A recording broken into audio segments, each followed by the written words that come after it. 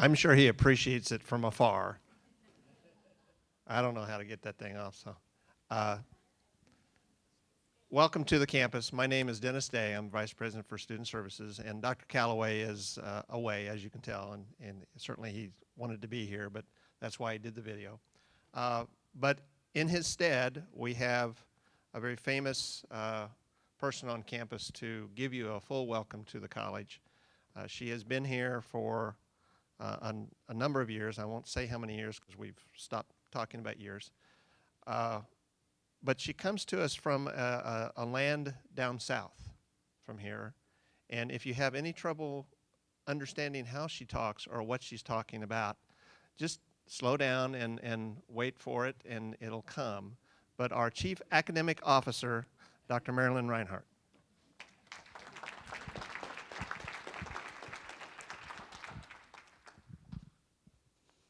I'm not from Arkansas, I'm not from Louisiana, from Texas. Spent most of my life there. I've been in Kansas about 16 years, and I suppose I've lost a little bit of my Texas accent, but not enough that people don't say, now where are you from? But it's a pleasure to be here and with some fellow Texans for this very important occasion. I want to extend a special welcome to all of you who are participating in this event. I think it's something that is overdue, and I'm so proud that this is taking place here at the college, and that the Greater Kansas City Hispanic Chamber of Commerce has partnered with us in making this learning exchange conversation take place.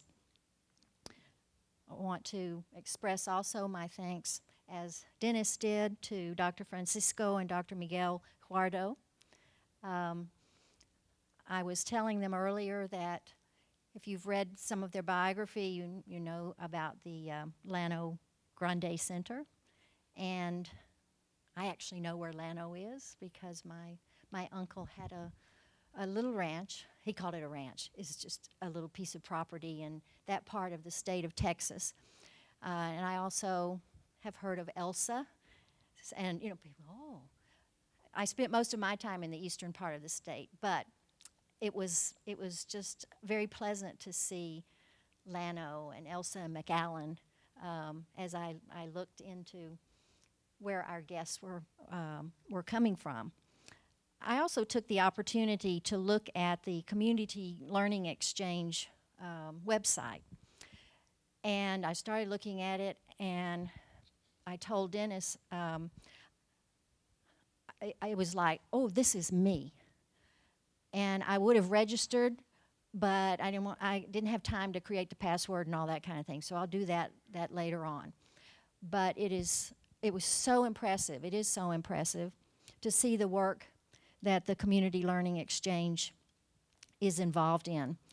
I believe that storytelling, whether it's by an individual or an organization, is a very, very powerful way of building community, because it's person to person, even if you're talking about organizations.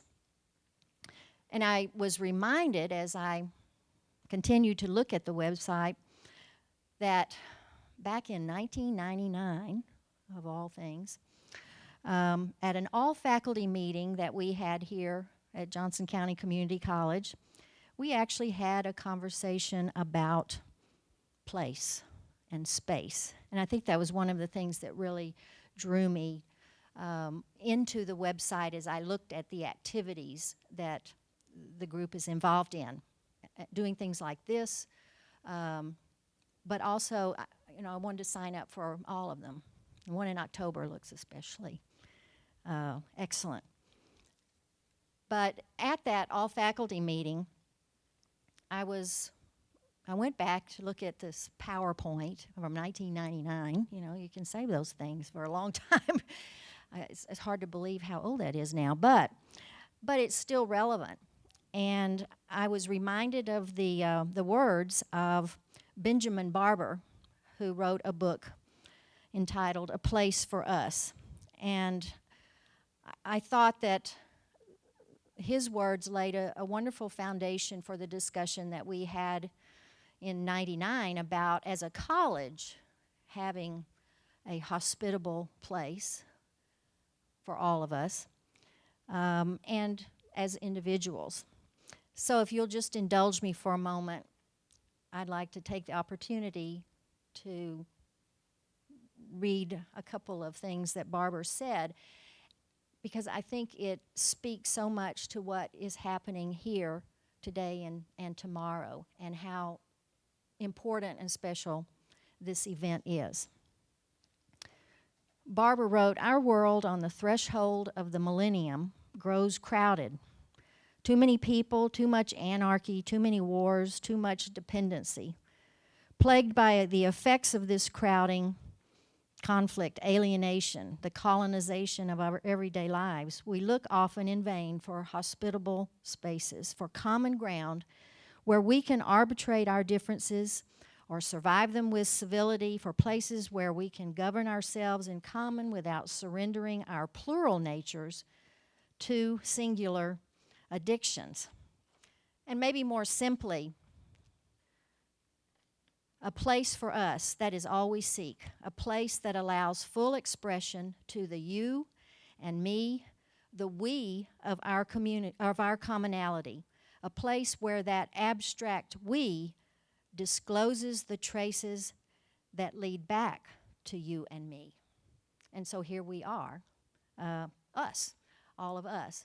So thank you again to those who organized this event, and to those of you who are participating. I'm planning to stay this afternoon, and unfortunately I think I have a personnel issue I need to deal with maybe in the morning, but I intend to be here tomorrow afternoon. But I'm very anxious to learn the outcome of our discussions. So thank you again, and what a wonderful start to our enjoying the mutual benefits of sharing a community. Thank you.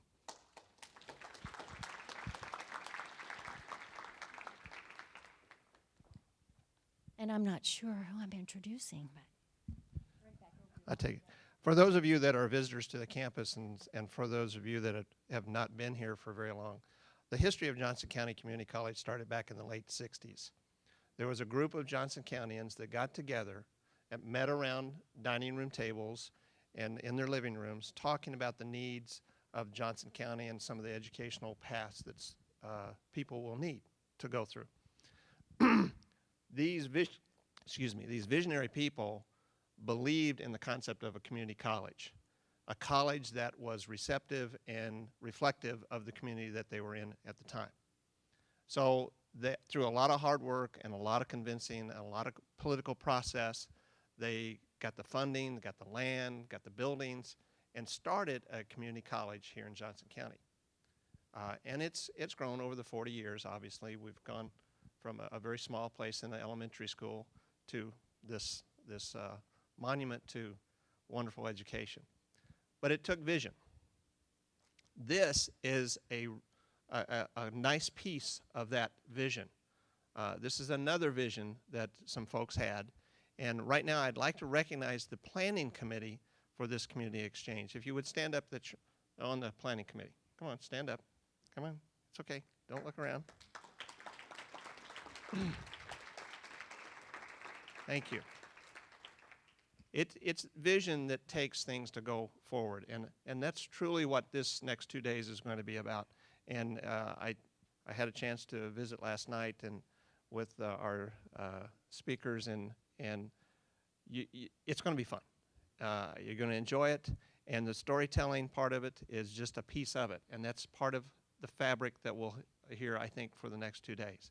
But for right now, let me bring up Paul Kyle, who's been chairing this initiative, and he's going to start it off. Thank you, Dr. Day. Welcome. Appreciate everybody being here and taking time out of your busy schedules to be with us this next day and a half.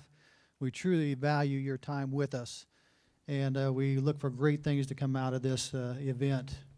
Before I give a little bio or story of the Guajardo brothers, I want to give a little commercial in the context of many of you did a video with us. We interviewed you, and you saw just small clips of those on our YouTube channel.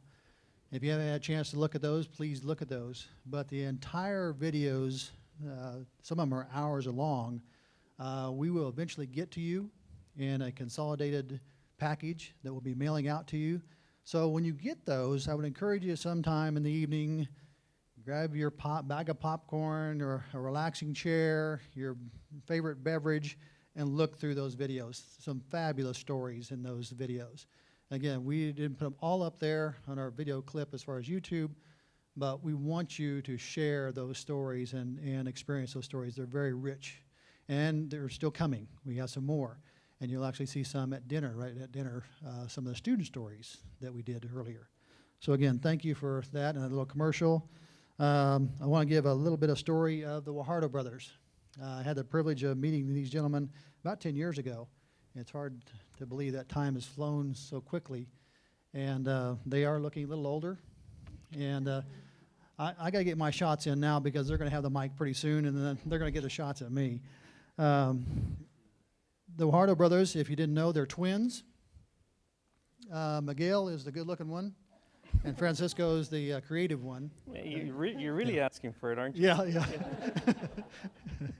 No, they're not twins. But if you begin to know them, you'll begin to wonder if they are twins, because it's amazing how sometimes they even finish each other's sentence and thoughts. So that's how close they are as far as brothers are concerned. But I want to just read just a brief story about them. Francisco and Miguel Guajardo were born in Mexico to parents who came from rural villages. With their parents, their other brothers, they immigrated to a rural South Texas town of Elsa, where they grew up in a federal housing projects and attended Elsa public schools. They were part of a migrant labor stream as kids, and sites their travels took them to Michigan, California, and also the Texas Panhandle. And a part of this was a rich and formative experiences they had as a part of their education. So they believe that upbringing was part of their education and who they are. But they count their mother and father as their most important teachers. Both are parents, are storytellers, and teachers, they say. Their father, Jose, went up to the 4th grade in the rural Mexico schools, and their mother, Julia, never attended a formal school. Their life experiences and their love and support, however, made them very highly qualified as exceptional teachers. Both Miguel and Francisco are teachers, and both earned their PhD in educational leadership from the University of Texas in Austin. As teachers, they especially take pride in their work as a community exchange agent. They say our classroom is the community, and we make sure that our students similarly view the community as a laboratory for learning. Francisco and Miguel founded the organization called Llano Grande Center for Research and Development in their rural hometown of Elsa. Llano Grande works out of the local high school as much as it operates out of the community itself. Through Llano Grande, the Guajardo brothers have established an aggressive college preparatory program that is fundamentally rooted in building young leaders who know who they are, know what their families are about, and know the stories of the community. Their yield has been terrific. They've placed close to 100 students, most of whom come from immigrant families, in the most exclusive universities across the country. Along with that, in addition, the college going rate in that school has risen from 28% in 1990 to over 65% today. So that just gives you a small clippet of their story, and they'll be talking about their story in more detail as they meet with us today and tomorrow. But let's give a warm welcome to the Guajardo brothers.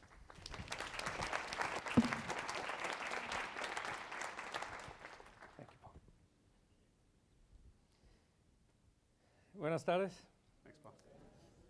Is there anybody here in this place that you know does not know English? Is there any?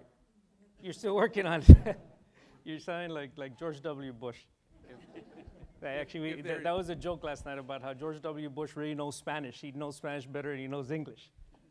Okay, that was a joke. There was a question over here. Yeah, no, I'm just trying to figure out if there's somebody who doesn't know English so that we can do translation.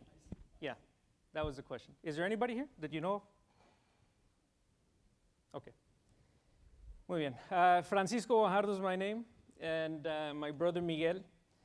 And so we would like to, at the beginning, really begin to establish some of the tone for the next day and a half, if we may. So we would like to share some stories to, in some ways, situate ourselves, really about who we are. Paul read a little bit about our work and our context, but it's also important that we share with you in maybe a little bit more descriptive ways, so that as we begin to engage, we can at least set the expectation for what we're talking about when we ask people to share their authentic stories. So we're going to start a little bit. Before we start, because my brother forgets certain protocols, I just want to acknowledge the elders in the room. I think that's important, because without the history and the hard work that some of our elders have put before us, there's no way we would be here. Oh, no. It's a jovenazo. Yeah, I mean, and so I just want to acknowledge that there is, the work we do stands on the shoulders of giants. I think, Mr. Padilla, in your story, you talked about Dr. Hector Garcia, who was a founder of the GI Forum. So there are people in this country who have built the infrastructure and have carved the way for people like Francisco and I to be able to do this work. And I just want to acknowledge that. And this crosses cultures and ethnicities. And it's important to acknowledge. Thank you. And I have to say also, Mr. Padilla, that this was actually very interesting. So when you presented this over lunch, or the latter part of lunch, I was especially, I think, intrigued, by this whole notion of somebody from the community wanting to come in to teach history, right? And probably a history that's not taught too much. I mean, certainly not in the public schools. I don't know about the community college, but I think that the history that you're suggesting that you're going to bring in can be history that can force people to think differently about who we are. So congratulations for that, and congratulations also for having the courage to stand up and say, look, I'm going to offer this class. So that's pretty good stuff. And I think that's part of what my brother's talking about when he says that we stand on the shoulders of other people. So thank you for that. So this is where we're from. We're from the southernmost tip of Texas. We were born in Mexico, as Paul read, and our parents are Mexican. We are Mexican ourselves, until we became U.S. citizens, right? But in terms of our own identity, we really grew up knowing ourselves as Mexicanos, who happen to be raised in South Texas. So we are Mexicanos, we're Mexican-American, and now it's like Hispanic and Latino and the whole thing, right? And so at some point you might think, well, is this person confused about who he is? There's no confusion. Yeah, so it's not just that Texas is a different country, okay? Got nothing to do with that.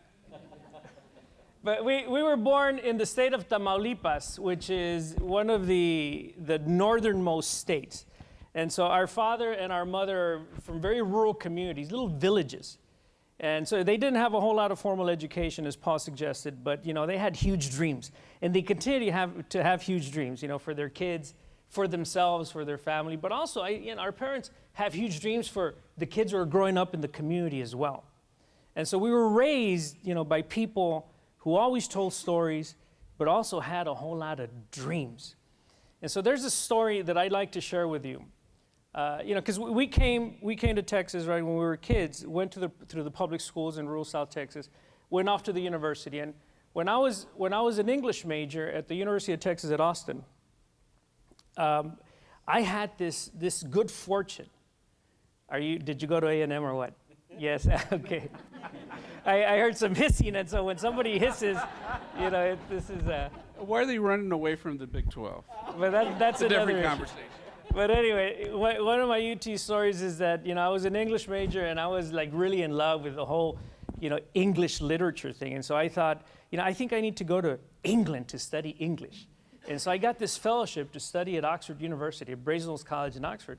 And so I went away, and it was while I was at Oxford, studying Shakespeare and studying like 19th century lit, like the Bronte sisters and Dickens and all that, that I actually had my own epiphany. I came to the realization that the greatest interest that I had in literature was that I wanted to know about the literature of Mexican people in the United States. So when I got home, when I came back to the US, I remember calling my father. And I asked my father, he remembered, all these stories that he and my mother raised us with. And my father, of course, is saying, oh, sí, mijo, sí me acuerdo, or whatever, right? And then I asked my father, did you write those down, or have you written those down? And my father sort of takes a moment of silence, and he says, no. And I asked him, would you? And my father took the next 6 months of his life to write his autobiography. And that autobiography of my father's, and this is us actually when we were kids. As you can tell, my brother Miguel is the one who ate the tortillas.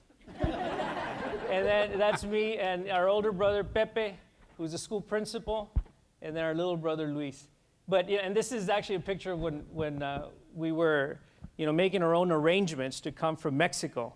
And so that's a stamp there from the State Department of Mexico. Yeah, this is important because, not just because it is our story, but we would propose that every single parent that is raising children has that hope for their kids. And that's important to acknowledge and know, because then that puts the burden back on us. It is our responsibility to facilitate that dream. So, my brother gets real preachy sometimes, so I got to settle him down a little bit. But if the Aggie would forgive him for a bit. Yeah. So part of what happens here, I was telling you about my father's autobiography. So my father went on to write this, his own autobiography. And so this is actually, I transcribed it many years ago. And so, this is, and he said, Datos biográficos de José Ángel y Julia. When my father wrote his autobiography, he decided to write the autobiography or the biography of my mother as well, which is very interesting, right? What does that say?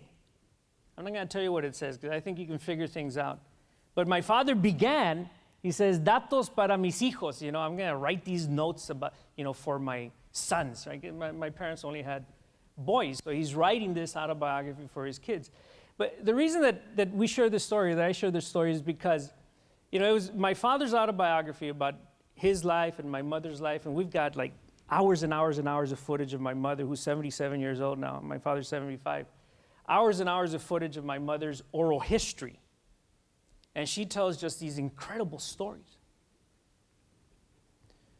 So we have actually, and many years later when I wrote my dissertation and finished up a PhD, I used my father's autobiography right next to all these great learning theorists, right?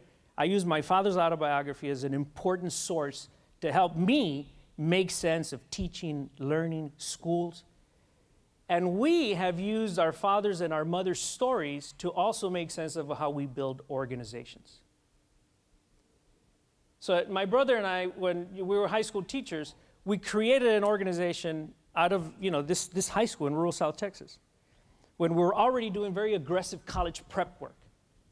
So we were doing aggressive college prep work, and we thought, we should create this organization, a 501c3, out of a high school. And we called it the Llano Grande Center for Research and Development. That's about 15 years ago that we created it.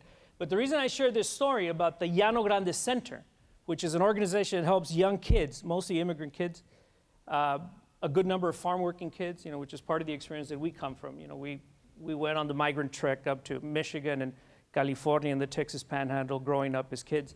Rich experiences, by the way. And so we actually created our organization based on the values of my mother, based on the values of our father, and based on the values of the kids who were coming into the school. And so the Llano Grande Center is very rooted, it's firmly rooted in what the people in the community believe. And you know what the people in the community believe? They believe in big dreams.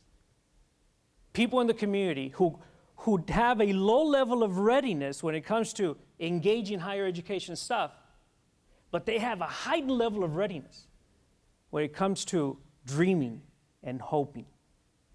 So we thought, let's create an organization that's consistent with that. And so this Llano Grande Center. And so when Paul said that, we placed about 100 kids, those 100 kids are kids that we place in Ivy League schools like Harvard and Yale and Columbia and Princeton and those kind of schools. And some went to Stanford and MIT as well. And these were immigrant kids, right? So we didn't say, okay, let's take these steps. We thought, what's the biggest dream? And so we thought our kids, or kids who looked like my brother and me, can dream big, and they were dreaming big. The issue was about how do you get them from the dream to the reality? And so when we began to place a lot of kids in some of these fancy schools, then people in the community began to dream. And so, there were a bunch of media outlets that wanted to capture our story. But the important point was not that we were placing kids in exclusive schools. The important point was that people in the community were talking about sending their kids to college. And so because of that, kids who graduated in 1990 and were going to school at a rate of 28%, now they're going at a rate of 65, close to 70%, because of the collective level of expectation in the community about sending their kids to college. Right? So, we're completely convinced that But our work is... and my es brother espérate, never porque no acabo. stops. Never All stops. right, go ahead. Something important here, that as we talk about stories, storytelling, there is a certain level of agency that we need to begin to acknowledge, so that we're not just the storytellers, but we become the story makers. And this is important because as Francisco talks about this nonprofit that we established, when we realize that people have dreams, but there are no avenues to support those dreams, then we need to do a couple of things. Either change what we're doing, but if as institutions we can't change that, then somebody needs to create something different. And this is what we noticed in our own community. Because those other kids that grew up along with us in the same housing projects, they weren't any different than we were. Their parents didn't want anything less. But the traditional avenues weren't creating that. Not that we were going to replace, but we needed to support. So as we go through this process the next day and a half, I think we need to give ourselves that permission. If it's not here, how do we create it? Both within the community college and the community. This is the partnership. And so we've never created, or we've never talked about we're creating something better. No, we're creating something that's necessary. Not to take anybody else's place, but because it's needed. So a couple of observations here about, because Miguel and I study this whole school reform stuff a lot, right?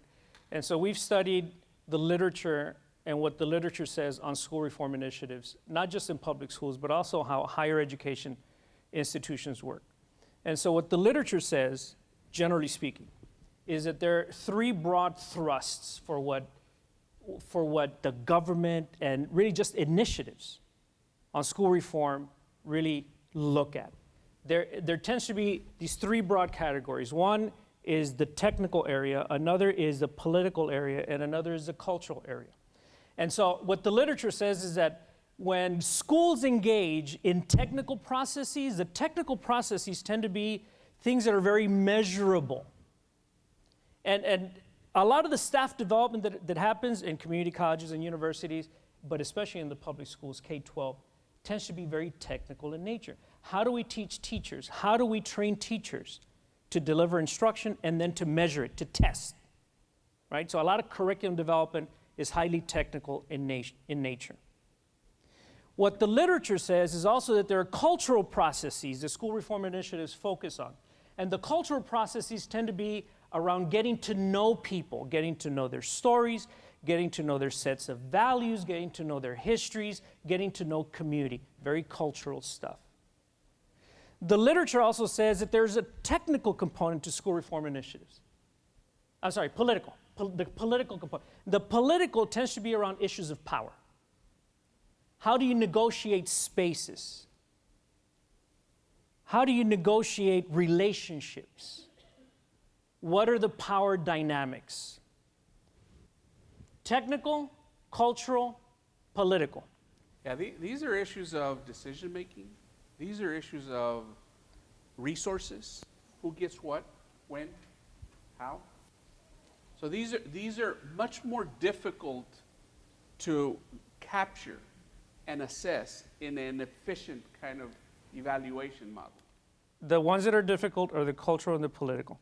Okay, this is where the investment happens.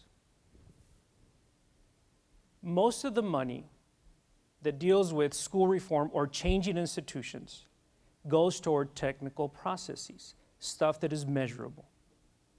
Very little investment is made in cultural or political processes. That is to say that we tend to train people who go out into the schools or go out into institutions. We tend to train technocrats. We tend to train people, and we're all products of this, I think. And we went through, teacher prep programs and that sort of thing, right? We went through leadership programs and that sort of thing. And when we went through those kind of programs, when we became trained on how to be political beings, in other words, how to understand relationships, how to understand power, how to understand how to negotiate all of that, or how to understand a different group of people, that's cultural and technical. I'm sorry, that's cultural and political. That's not technical. Technical is the measurable stuff. So now the reason that we point this kind of literature out and these findings is because I think that what Johnson County is proposing to do is not necessarily technical work. What you're proposing to do is highly cultural and highly political work. Are there technical dimensions to the work? Well, of course there are.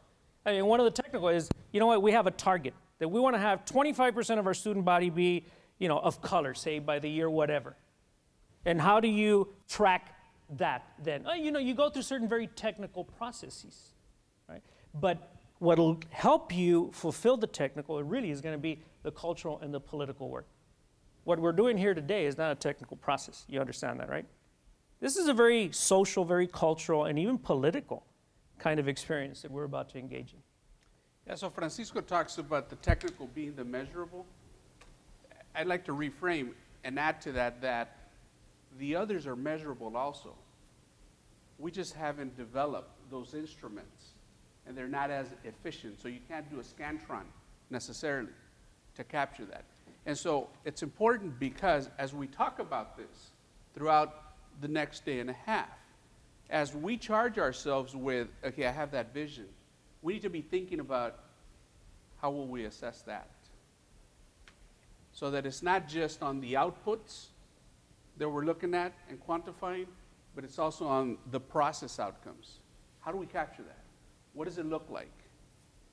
So it's not just how many people are coming to this history class, but how are these people changing and growing? And we need to trouble ourselves with that.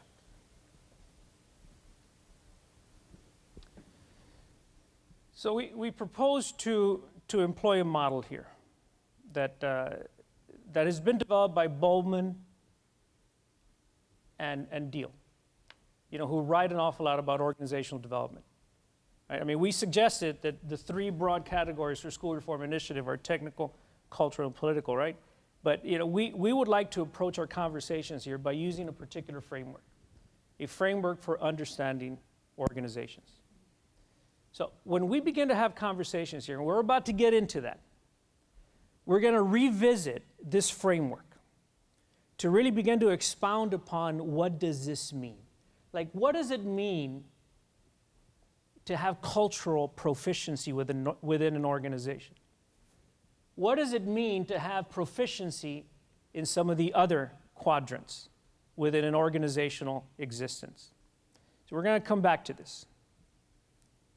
Before we do that, though, we want to make a couple points here. Miguel and I were in Peru just 2 weeks ago. We were in Peru because we presented at this conference, the World Indigenous Peoples Conference in Education. But, you know, we took the occasion to go visit the majesty of Machu Picchu outside of Cusco, Peru. And, you know, when you go to Machu Picchu, there are a number of things that really, you know, you are forced to think about. But one of the things that just hits you in the face is this whole idea of the death of a civilization. So when you visit the narrative of Machu Picchu, which partly was about the Inca civilization, but it was also partly about so much more, you begin to ask questions such as, well, what happened and why? Why is it that it would look like this when we know that there was vitality and such a vibrant kind of community there? And when we look at things historically, I think that we can begin to suggest that when civilizations die, now this is hyperbole, you understand, so this is kind of like a real exaggeration of stuff, but when civilizations die, is because they refuse to look at the forces of change. We want to look at the emerging demography. We want to look at the emerging, you know, realities within Johnson County, y los alrededores, you know, everything around. We want to be able to, and I think that that's actually what this college is doing. This college is trying to really get ahead of the curve, which I think is brilliant from an organizational standpoint. All right, well, it's brilliant to have the idea, right? It's even better when you can operationalize the vision. And I think that that's our challenge. And there's certain privileges that we have, right? So this was the brilliance of this city. We see the artifacts are there. I mean, the Incas didn't use mortar. It was one rock on top of the other. Very organic. And the important portion of all of this is how were these constructed, sustained, but also what was the vision that catapulted people to this? Pretty incredible stuff.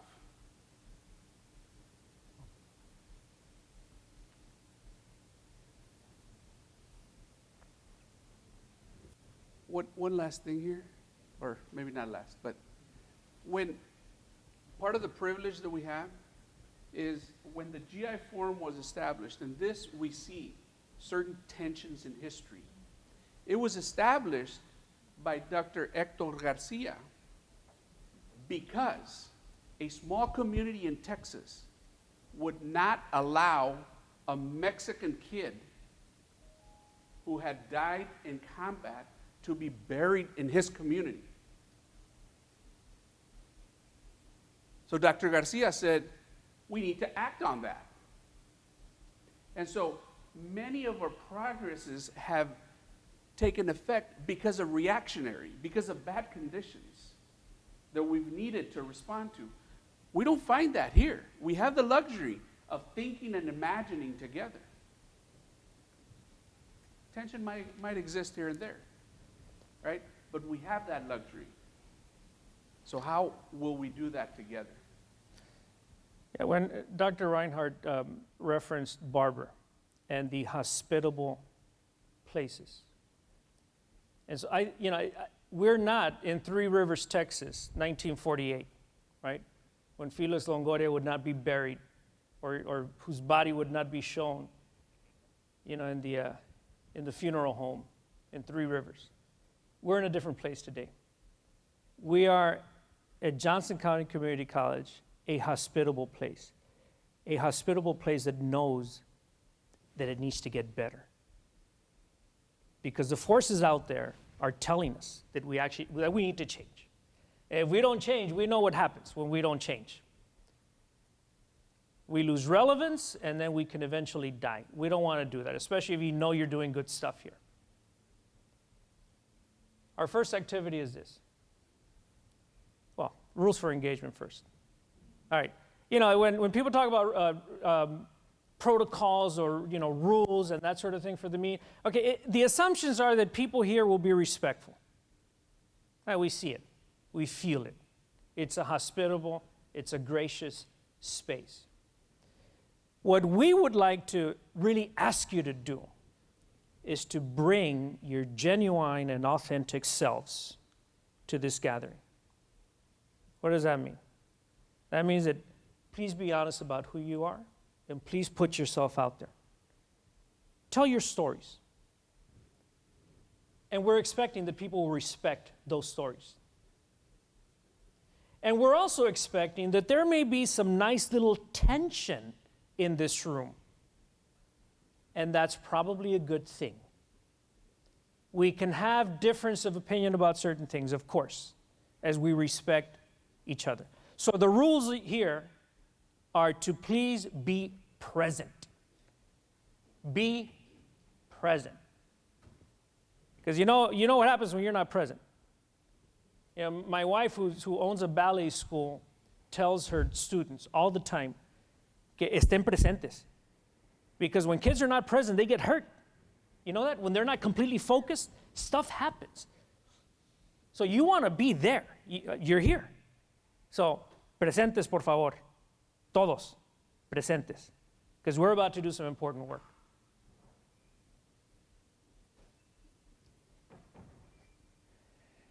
Okay.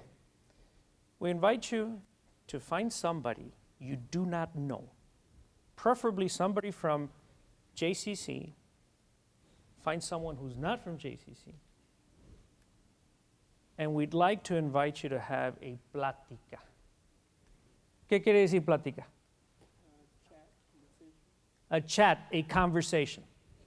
We want you to have a conversation. We'd like you to share with someone you do not know. Share with them a little bit about yourself. Who are you? What is your work? You can go beyond this, but we want you to begin to have las pláticas. We're going to give you some time to do this. We haven't quite figured if it's 5 or 6 or 7 minutes. But we'd like you to have a good, fair exchange so that, you know, if some of you are more like, you know, type A personalities, control yourselves. Right? Share stories, but then listen. Listen to the person you find. And tell that person who you are and what your work is. And then listen to the responses from the other person. Raise your hand and ask a question if you're not clear about what we're about to do.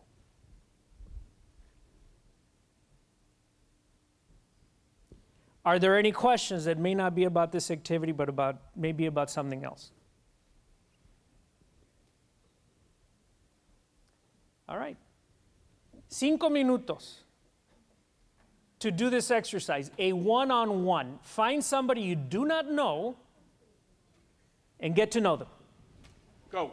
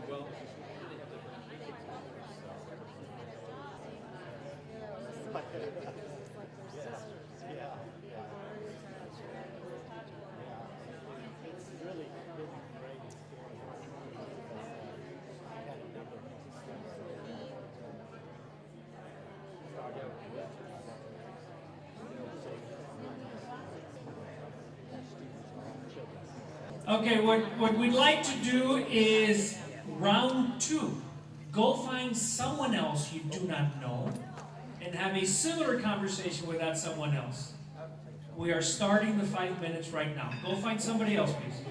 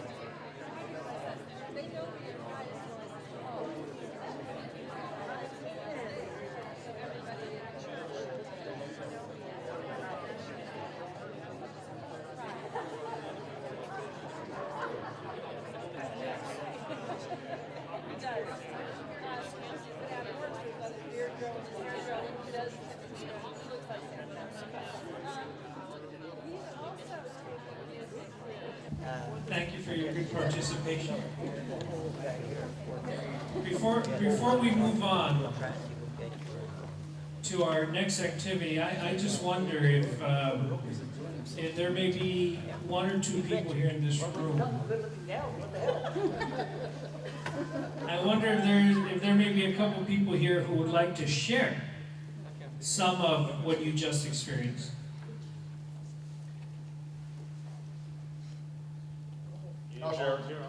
Yeah, let me here.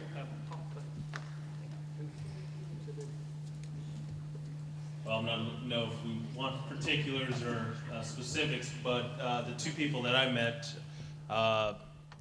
two things stuck in my mind. One, the gentleman over here is from Joplin and grew up in Joplin, and as we all know, they've definitely gone through a tough patch here over the last few months. So just I'm somewhat new to Kansas City. I've only been here for about a year. Can you tell us your name? Oh, sorry. And then the name of the person. James Baca is my name. Peter is the one I'm speaking of over here.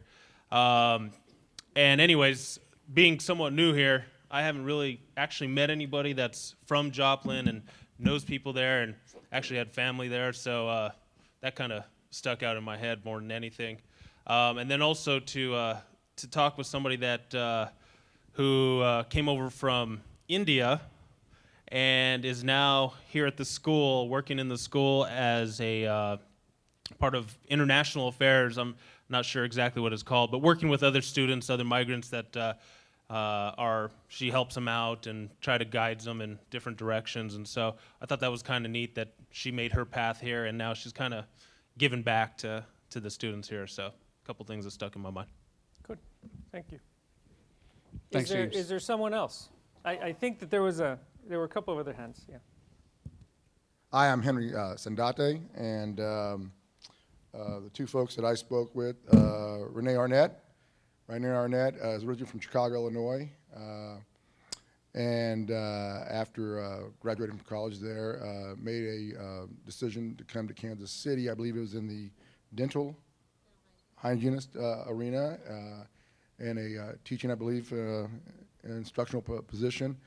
And what had transpired is she came over to Johnson County, and I believe was really sold on coming out this part of the country, and she chose this part of the country over the University of Iowa in Iowa City. So we're very fortunate to have her here with Johnson County Community College. The next individual is Julie Haas, and Julie Haas is here at home, grew up in Wyandotte County, Kansas City, Kansas.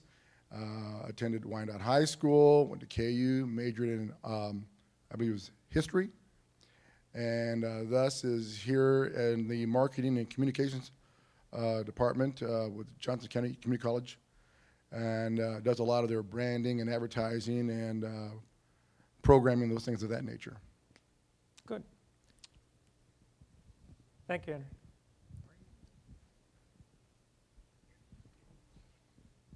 I spoke with Rocky right here, and I broke the rules because I never left Rocky's side. Whoa, whoa, we're not spraying any rumors. I only talked to Rocky. But these gentlemen right here are really quite interesting. Rocky served in the 34th Infantry in World War II. Wow. Talked about his time in Italy. He is a recipient of the Purple Heart, and he... And the Bronze Star, you're right. And these gentlemen are very fascinating. If you have a few moments, you might talk to them. They are really, it's fun to hear the history. Wow. Yeah, we actually saw that there was a kind of a fan club forming. It was quite interesting. He owes me a kiss. He owes you a kiss. Roque el enamorado. All right. Well, you know, once again, thank you very much for sharing stories. What we'd like to do now is we would like to know who's in the room.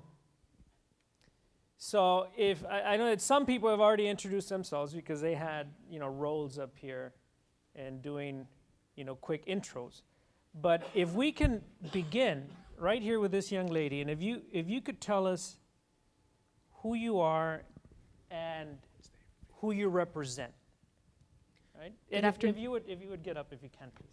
Good afternoon. I'm Julie Pitts, and I work with international and immigrant students here on the Johnson County campus.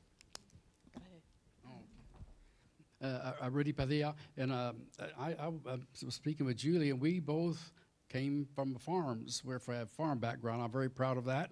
And I also deliver newspapers, so I'm a newspaper business, and and a little time in the Navy. So anyway, I'm very. It's just a lot of interesting stories here. I know that. Howdy.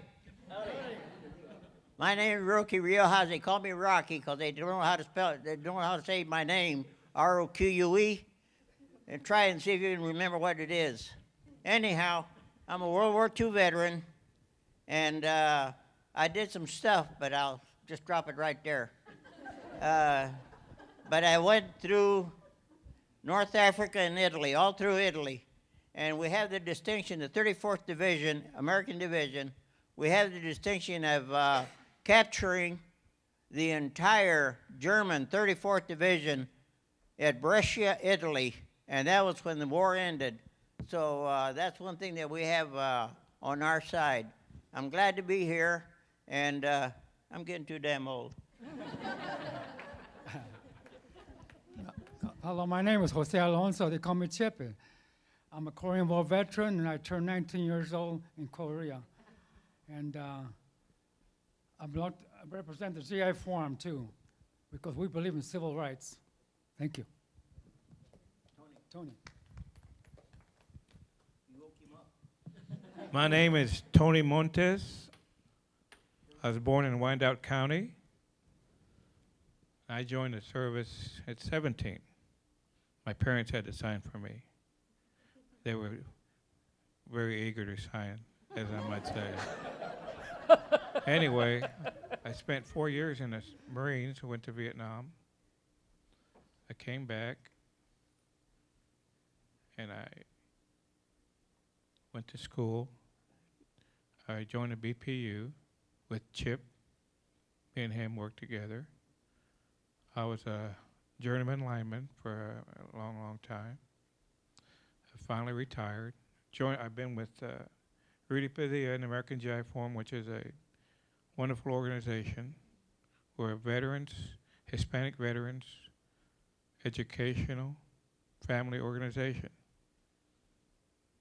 Thank you. I'm Paul Kyle, and I was able to meet Rudy and Tony. And is there anybody else that served in the military? Raise your hand. Let's give them a hand. Thank you. Thank you for your service. Again, I'm the Dean of Students here at the college, and it's a privilege to have you guys. And it's very interesting, their stories, because there's a lot of history there. And it's nice to see there's some farmers with the background. That's right. That's my background as well. But again, I work within the areas of financial aid and testing and recruitment and records and admissions areas of the college, as well as international. And so, again, thank you for being here. My name is Rick Mooring, and I'm the Dean of Learner Engagement here, which is an area that involves student life and counseling and services for students with disabilities and a few other things. And I've been here 30 years this semester. So it's been like the only place I've ever worked, and it's a grand place to be. And I will pass this on over here, Dr. Reinhardt. Well, I've introduced myself, or been introduced, but I'm Marilyn Reinhardt, and I'm the Executive Vice President of Academic Affairs, and very happy that I get to participate in things like this. It's a great place to be. There's almost too much to do. You have to make choices, but I'm very glad to be here. Jeffrey Couch, I'm the director of the Global English Institute, and we teach students English, English for whom the language is not their first language or home language.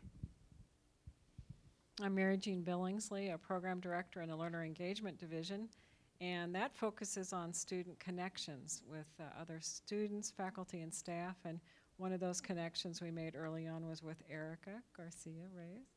And that's been a wonderful connection for us. And it's been neat, Erica, I just want to say publicly, to see how you've grown in the last year and the things that you've been involved in. You're doing a super job for us.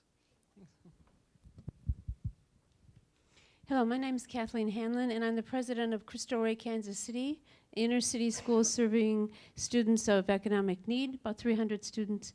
And it's my pleasure to be here. I'm new to Kansas City, and I've been very impressed with the hospitality and the warmth of the city. So I look forward to continued work in the city and with the Johnson County Junior College in particular. So thank you for having this.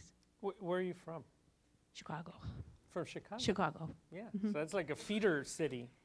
For you? It appears. I was there for over 30 years in education. Okay. My name is Patricia Donaldson, and I work here at Johnson County Community College. I've been here for 11 years, and I work with international students. I help them to come to study here at the college, and I am very happy to be here and to learn more about you. Patricia, can you do the same thing in Spanish? Let's see if I can remember Spanish.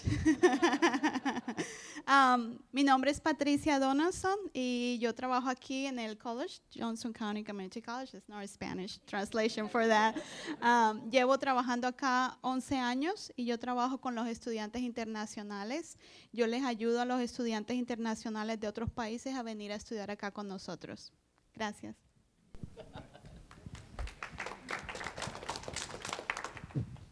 I'm Margie Shelley, and I'm here at Johnson County Community College. I've been here 20 years, and I am in the enrollment management area within Student Services, which works with some of the same areas Paul does. So,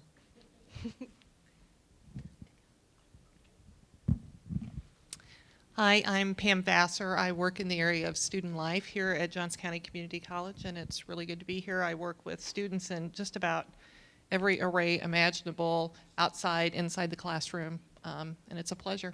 Thank you. I'm Mindy Kinnaman. I'm the manager of student life and leadership development, so I work underneath Pam. And I oversee the clubs and organizations on campus and really am trying to help promote them to be as successful as they can be.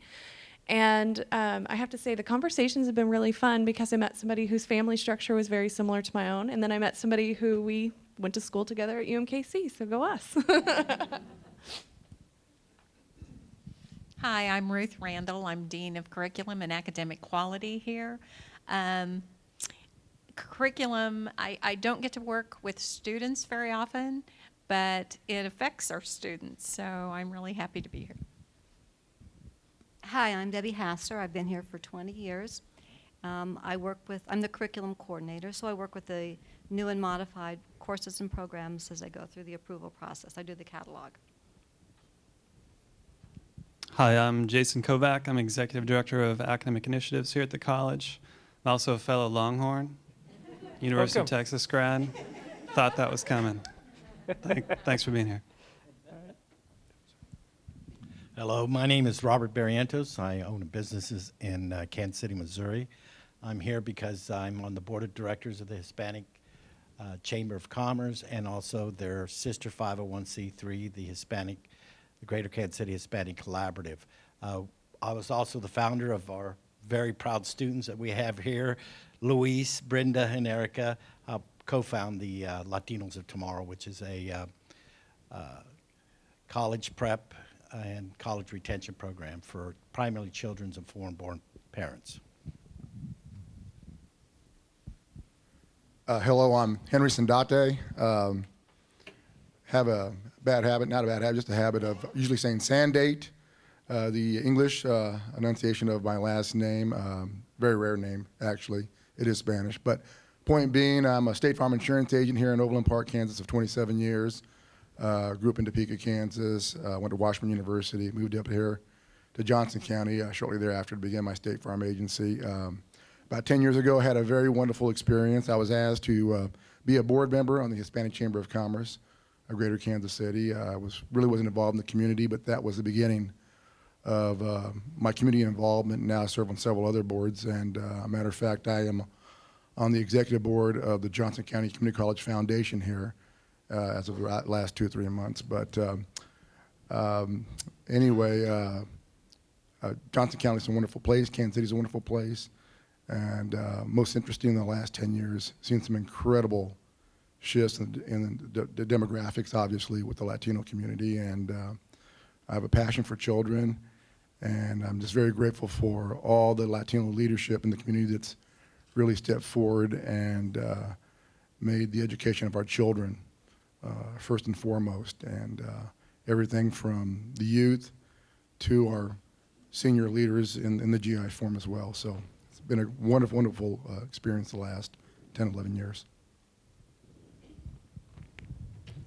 Hi, I'm Renee Arnett, and I'm the director of the Career Development Center here at Johnson County Community College. And our department works with students in helping them as they decide on majors or explore careers, or when they're ready to find those work experiences, we help teach them the skills that they need to be successful. And I've been here long enough to remember, coming from Chicago, as Henry said, Remember when I came here as a new professor, a teacher, in 1982, there used to be a farm on the corner of College and Quivira. And coming from Chicago and remembering there were cows grazing right across the street with a man-made lake there.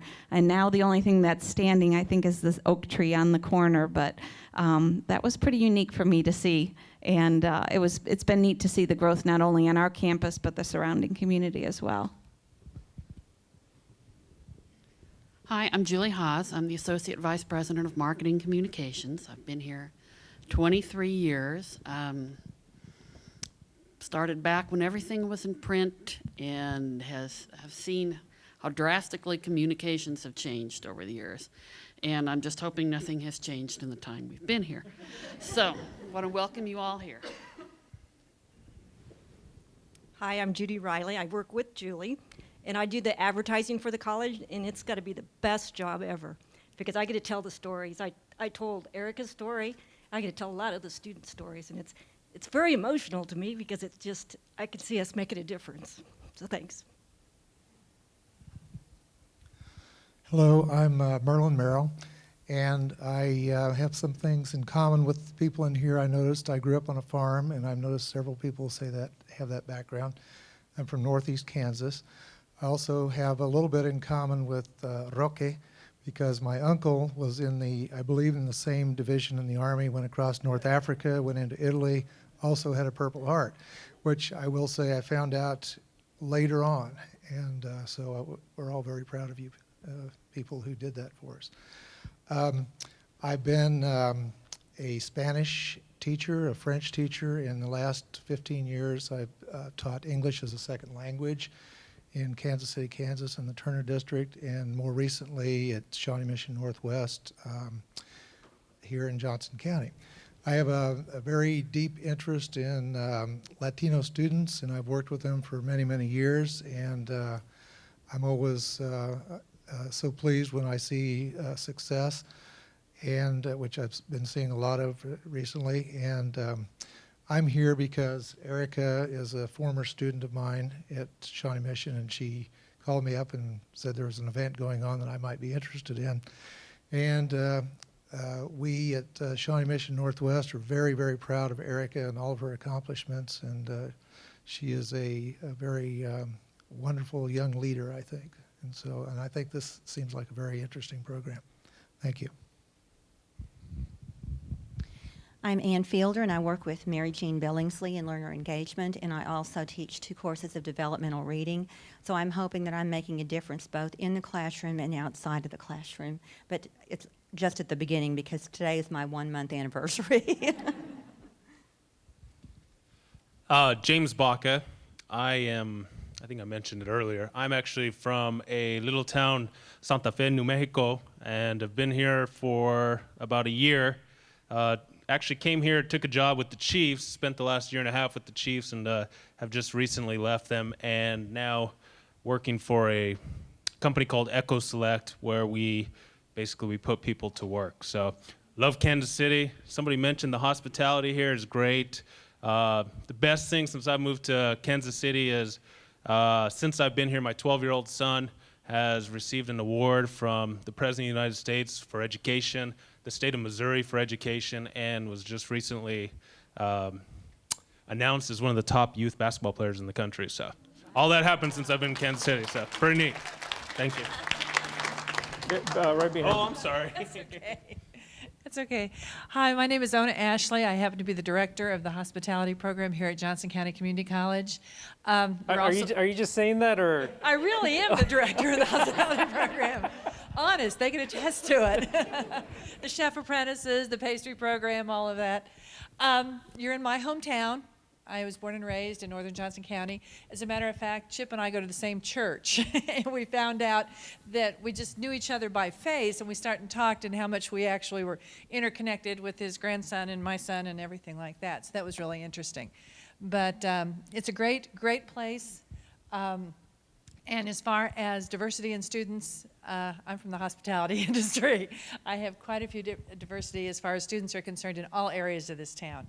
So really happy to be here and enjoy.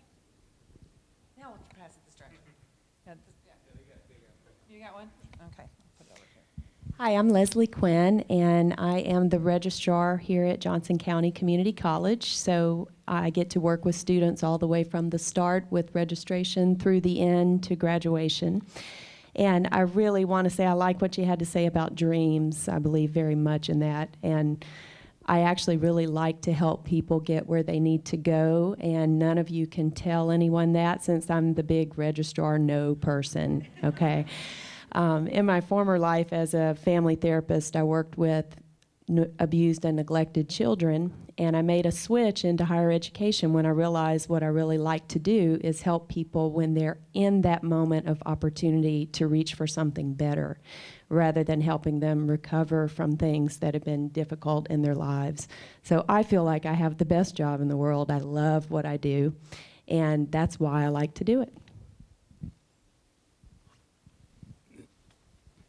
Good afternoon. My name is Robert Murphy, and I'm very happy to be here.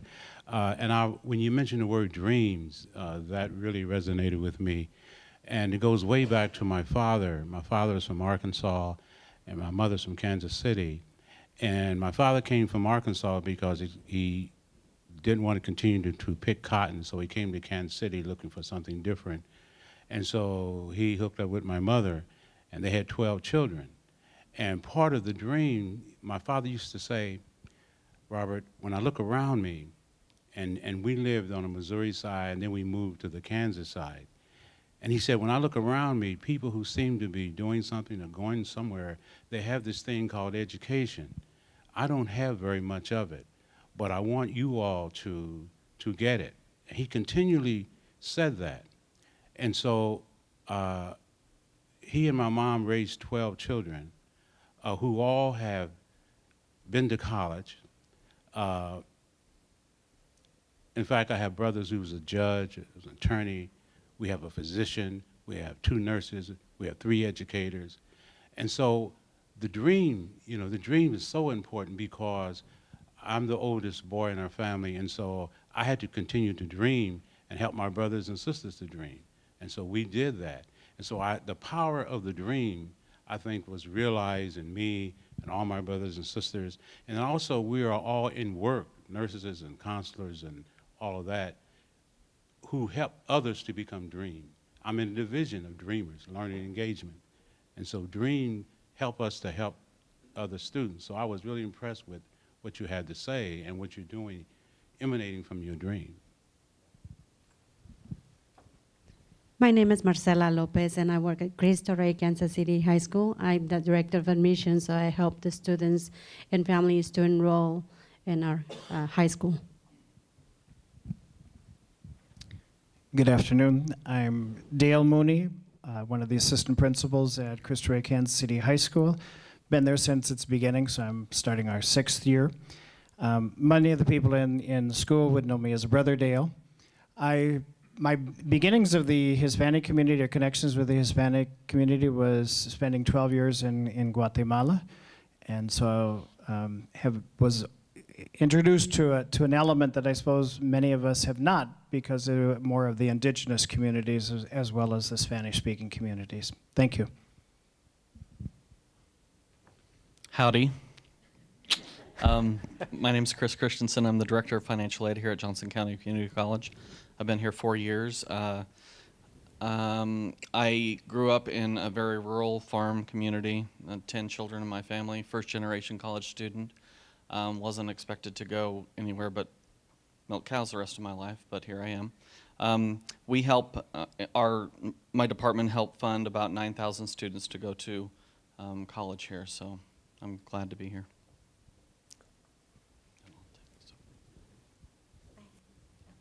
Hello everyone, my name is Satwinder. I work with immigrant student population here at Johnson County, and I'm very glad to be here. Thank you. Hello, my name is Luis Aparicio, and I'm a student here in Johnson County, and I'm planning to transfer to KU Edwards campus, going for molecular bioscience. Also, I'm a member of Latinos of Tomorrow and Luna. Where are you from, Luis? Mexico. Where? Ciudad de Mexico.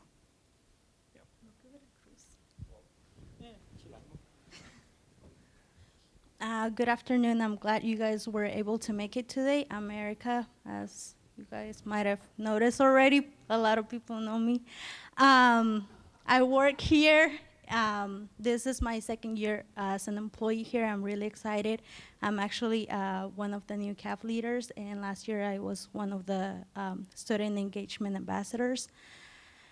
I do a lot of things, so yeah. I'm also the new president of the Latinos United Now and Always, Luna, and also the new president for Latinos of Tomorrow. So, yeah. Okay, good afternoon, everyone. I'm Brenda Romo. I was the president of Latinos of Tomorrow for 3 years. I'm the vice president for Latinos United Now and Always, Luna. I happen to be a student here and an employee too, and I really love it. You better say that. And as a student, I just want to thank you all for being here and wanting to learn more about Latino students and the community in general. Buenas tardes. Yo soy Gloria. Yo soy colombiana original. Oh, I'm sorry. Oh, wait, sorry. I switch. I'm Gloria, and I'm a counselor here. I'm originally from Colombia, South America. I have been here for 25 years in the States, and for 15 here at the college as a counselor. These 3 kids here are my students, and I feel like I'm the mother of every single Hispanic student here. I really, my God, I'm just so proud of these kids and the ones that are not here. So welcome to the college for those of you who are not working here. Hi, I'm Pete Belk. I'm Director of Admission and Recruitment here at JCCC. So our office processes applications, transcripts, and goes out to high schools and other areas to recruit students to come onto campus. Thank you. Hi, everyone. I'm Melinda Bryan-Smith. I'm the director of the Small Business Development Center here at Johnson County Community College. We work with folks who either would like to start a small business as well as the existing business owners. We assisted about just over 500 small business owners last year in Johnson, Miami, and Wyandotte counties. We also trained over just about 1,000 folks in small business topics, starting a business, marketing, things of that nature. I'm also on the I represent JCCC on the BizFest Planning Committee, which is a youth business planning competition that the Greater Hispanic Chamber sponsors. And we also had a Cristo Rey student for a couple of years, Alexander Franco. So anyway, I'm just very glad to be here today. Oh, I'm also a farm kid, so thought I'd pass that along. Okay, well, my name is Misty Bird. I work in admissions and recruitment, so I work with Pete. I better walk away just so he doesn't hit me. No, I'm just kidding. I am the recruiter, so I visit all the high schools, attend all the college fairs, and do a lot of community outreach. So that's how I know Robert over there, Barrientos. I do a lot for LOTS, and that's how I met these 3. Luis didn't actually know that I knew him until today, and then I was like, I know you. You don't even know I know you. But a lot of you, we have connections. So Cristo Rey, I know Miss Ingersoll, and Chris Nick, who is the secretary for the counseling department at Shawnee Mission Northwest. So there's a lot of community members here. That Edith from Olathe, we know each other. Hi. So looking forward to meeting everybody else, and thanks for being here. Okay, for those of you who I work with, I promise to hand the microphone off. There will be no singing or anything like that. I love microphones. So I'm Mary Ann Dickerson, and for those of you that don't know me, you'll probably be surprised. I work in testing and assessment services. Believe it or not, we do like to have fun there. In testing, we probably touch the majority of the students that walk on campus here, whether they're students or even community members. We also are as the place that bring out the very best in people and the very worst in people, because it's a very stressful situation because they have to come and take a test. So I welcome all of you, and I really look forward to a continuing partnership with all of you. Mary, are you a singer? I claim to be a singer. Others would disagree.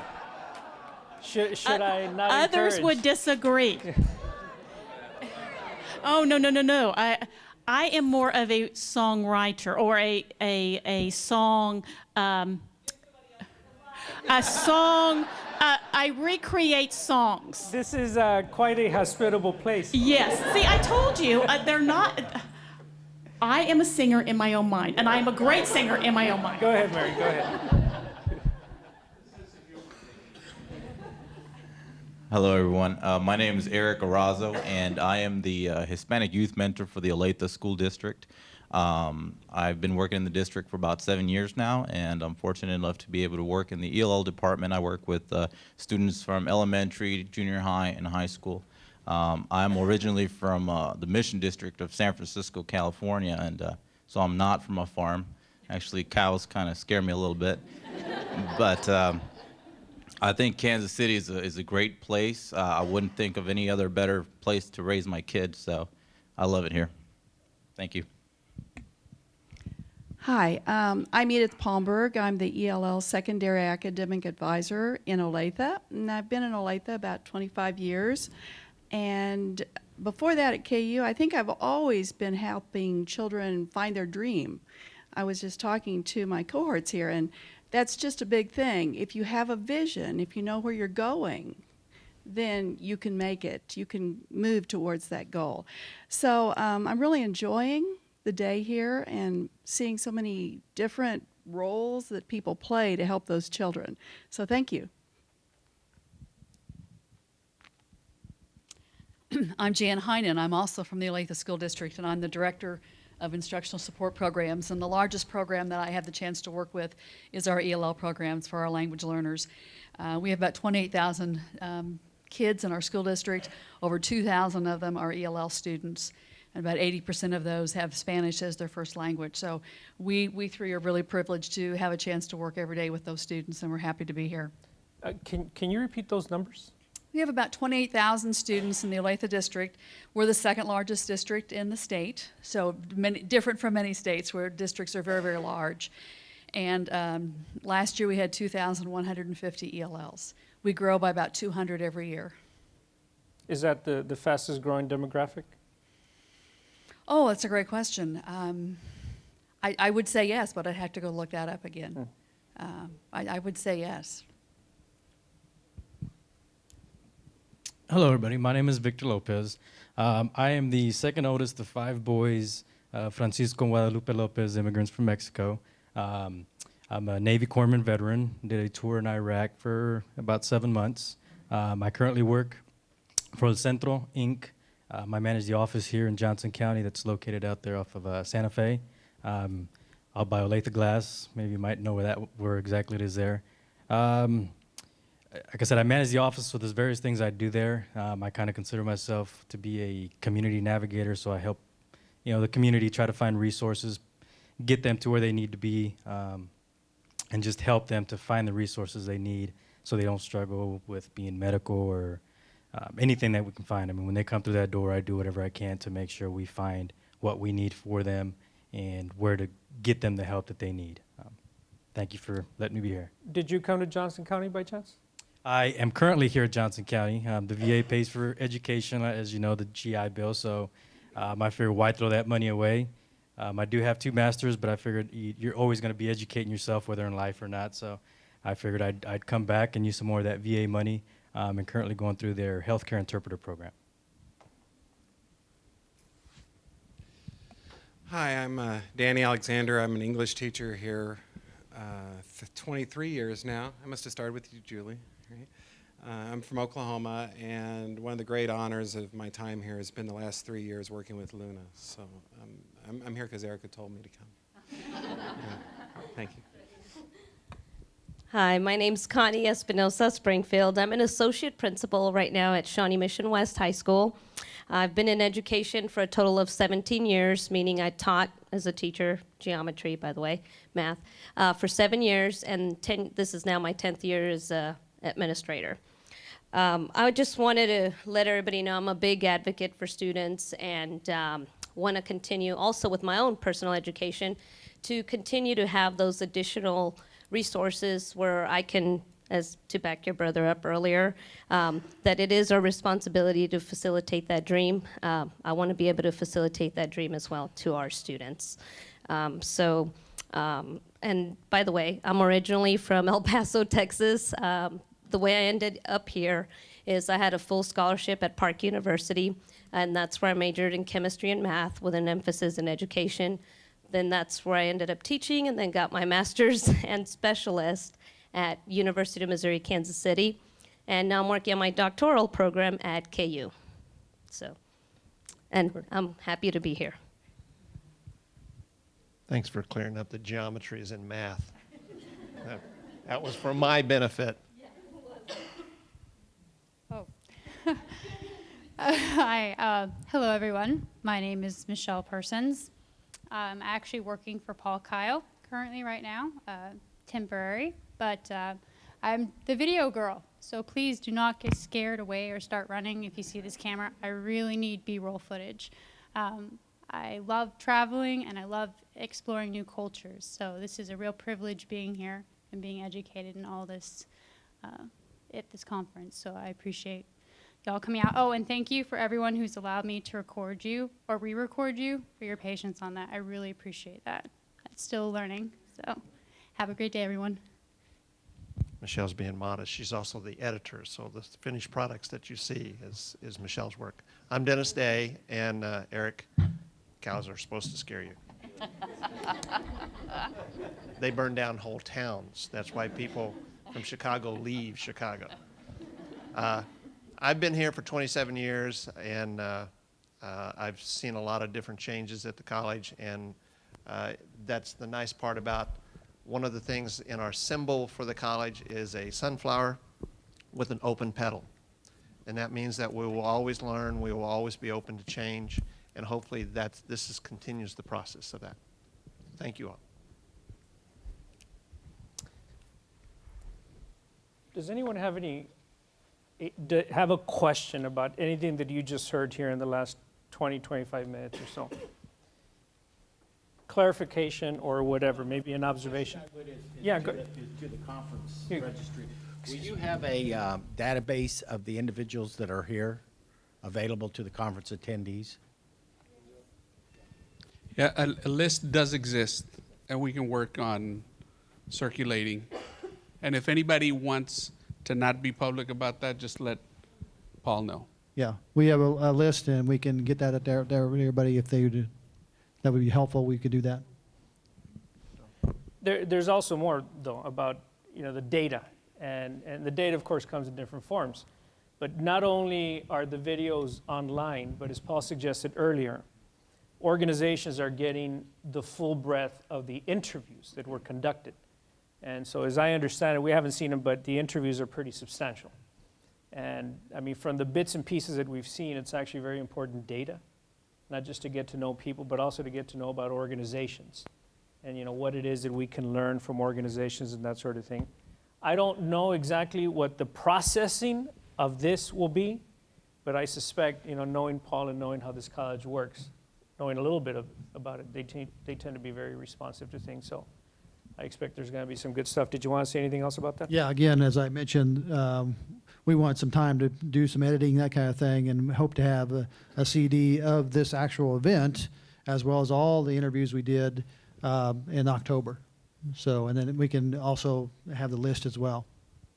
So, yeah. I mean, it has a feel. It has a feel of a process, right? So I suspect that this is not just a 1 month thing, a 6 month thing, but I suspect that this institution is committed to it, which means, committed to it for a long time. So I suspect that this work will be sustained. And actually, I mean, just looking at the people in the room, you have the chief academic officer here. You have the person who's in charge of curriculum here. You have the registrar. You have folks in charge of admissions. You have a faculty member or two, perhaps, right? So that's all of this really begins to speak about the institutional commitment.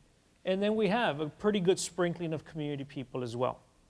I did notice that there are a couple of people who I think maybe had to go do some things, right? Like Carlos and also John, I think, who will be back, I expect. And so we'll get them to introduce themselves whenever they come back into the fold.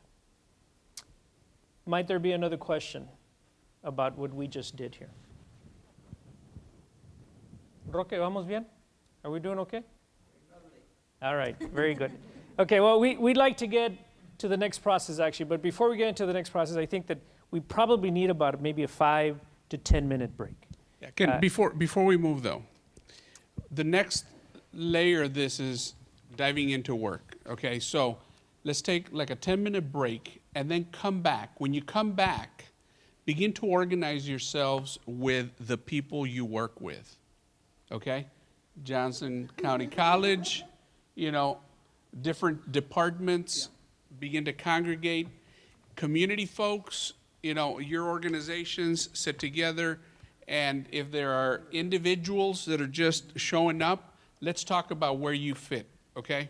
So for this next activity, we want to do that kind of desegregation. There's going to be some cross-learning thereafter, and so we expect that there's going to be a good amount of exchanging of ideas, stories, etc. Okay. All right, so we want to take an opportunity here, and we're going to do this here in the next hour or so, to do a couple things. Number one, to really begin to tap your own creativity. So you may have noticed that there's stuff on the tables, okay? We want people to really begin to think creatively. Creatively about what? Well, we want to invite you to think creatively about your own organizations, your own work. We want to do, and this is foundational work, you understand? This is about knowing who we are as people and as organizations, so that other people can really understand who the organizations in this room and in this community are. All right, so it's about building foundations here. The assessment that we'd like you to do is something we're calling relational assessments. So we would like you to do a mapping exercise. A mapping exercise of your own organization. And we want you to get visual with this, all right? The question is this: what does your organization look like within the 4 frames? You remember these frames?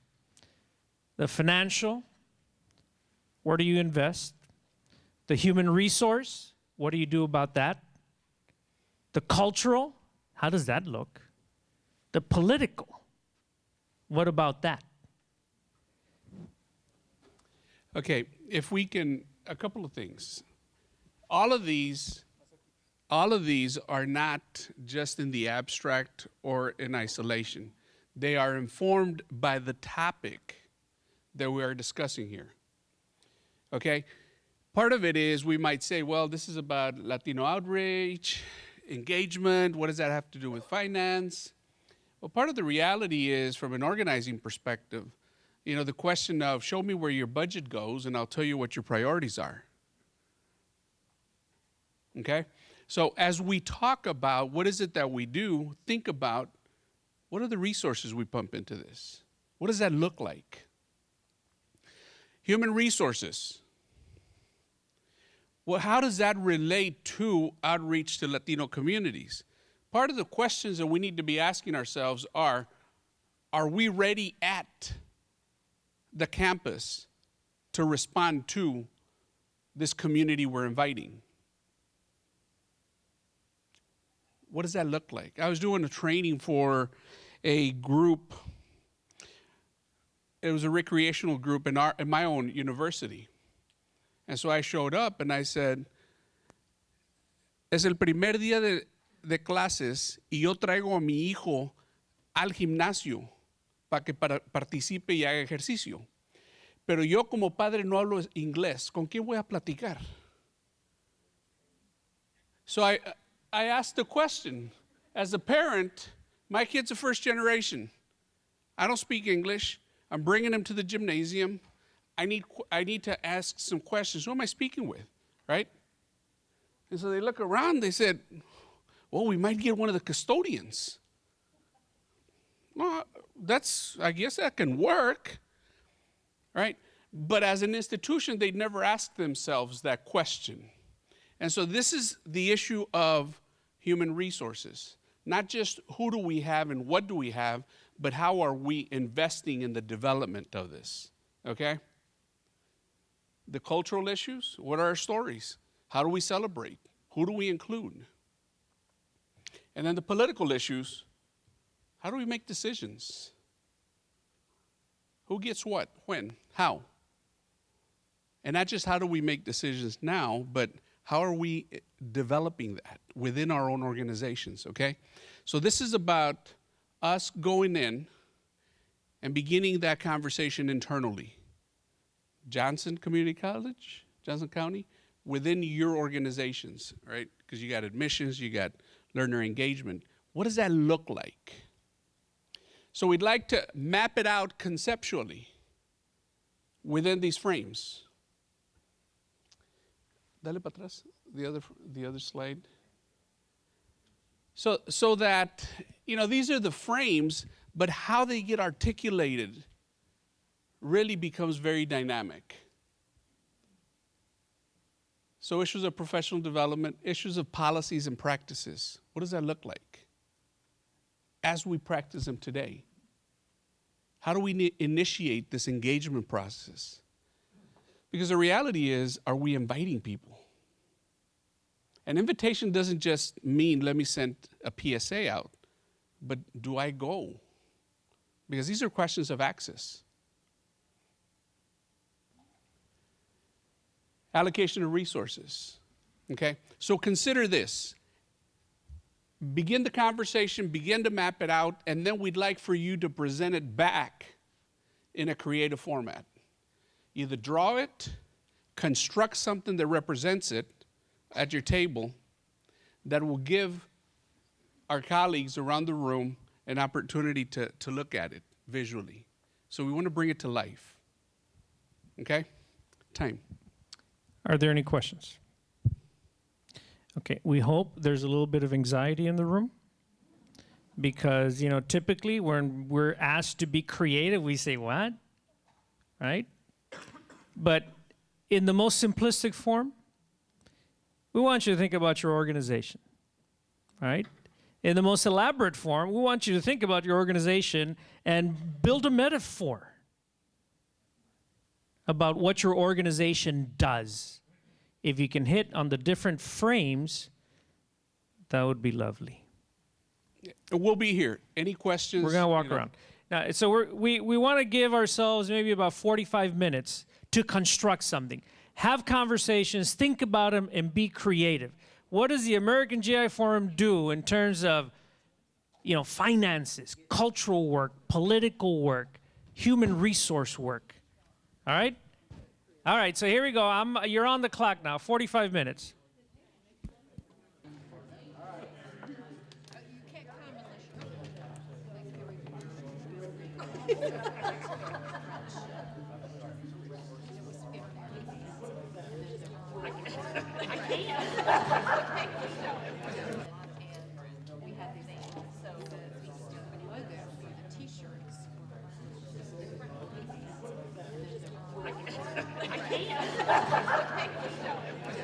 I'm doing something different now.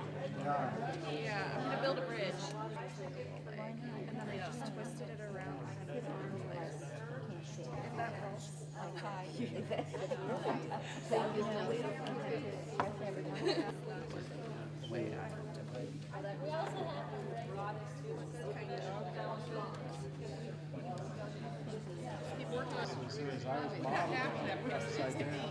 So this looks like legs.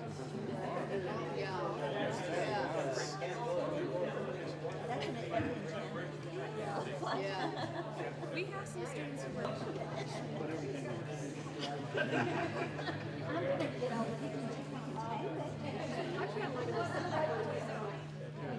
Be lost.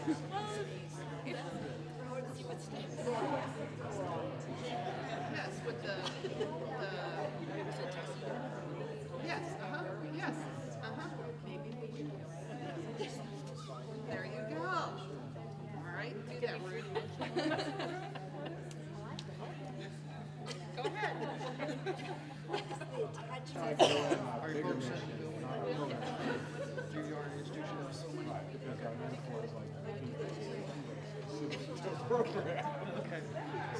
People who need us. People. Don't get Mary Ann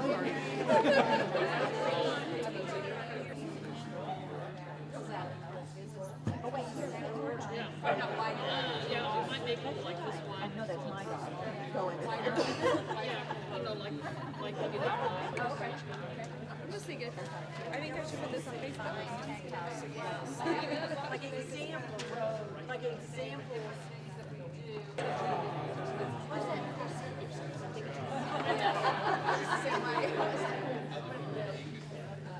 Let's try.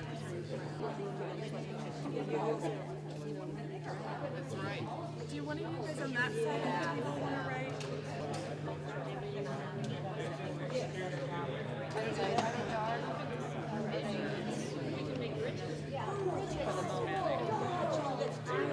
Okay, Eric is USRA. This is what you do. Fundraising. Somebody want to write, if I spell it right, in Vietnamese?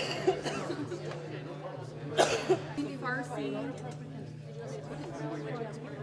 Well, we've already got it on there because it's familiar. There's another Pacific on there.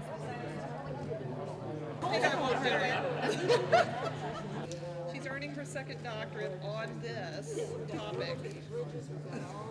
Well, the funny thing is, I studied this in one of my master's classes, but we had to look at it in terms of a problem. Like, we had to take a problem in our office and use these. I'm going to keep my jokes to myself.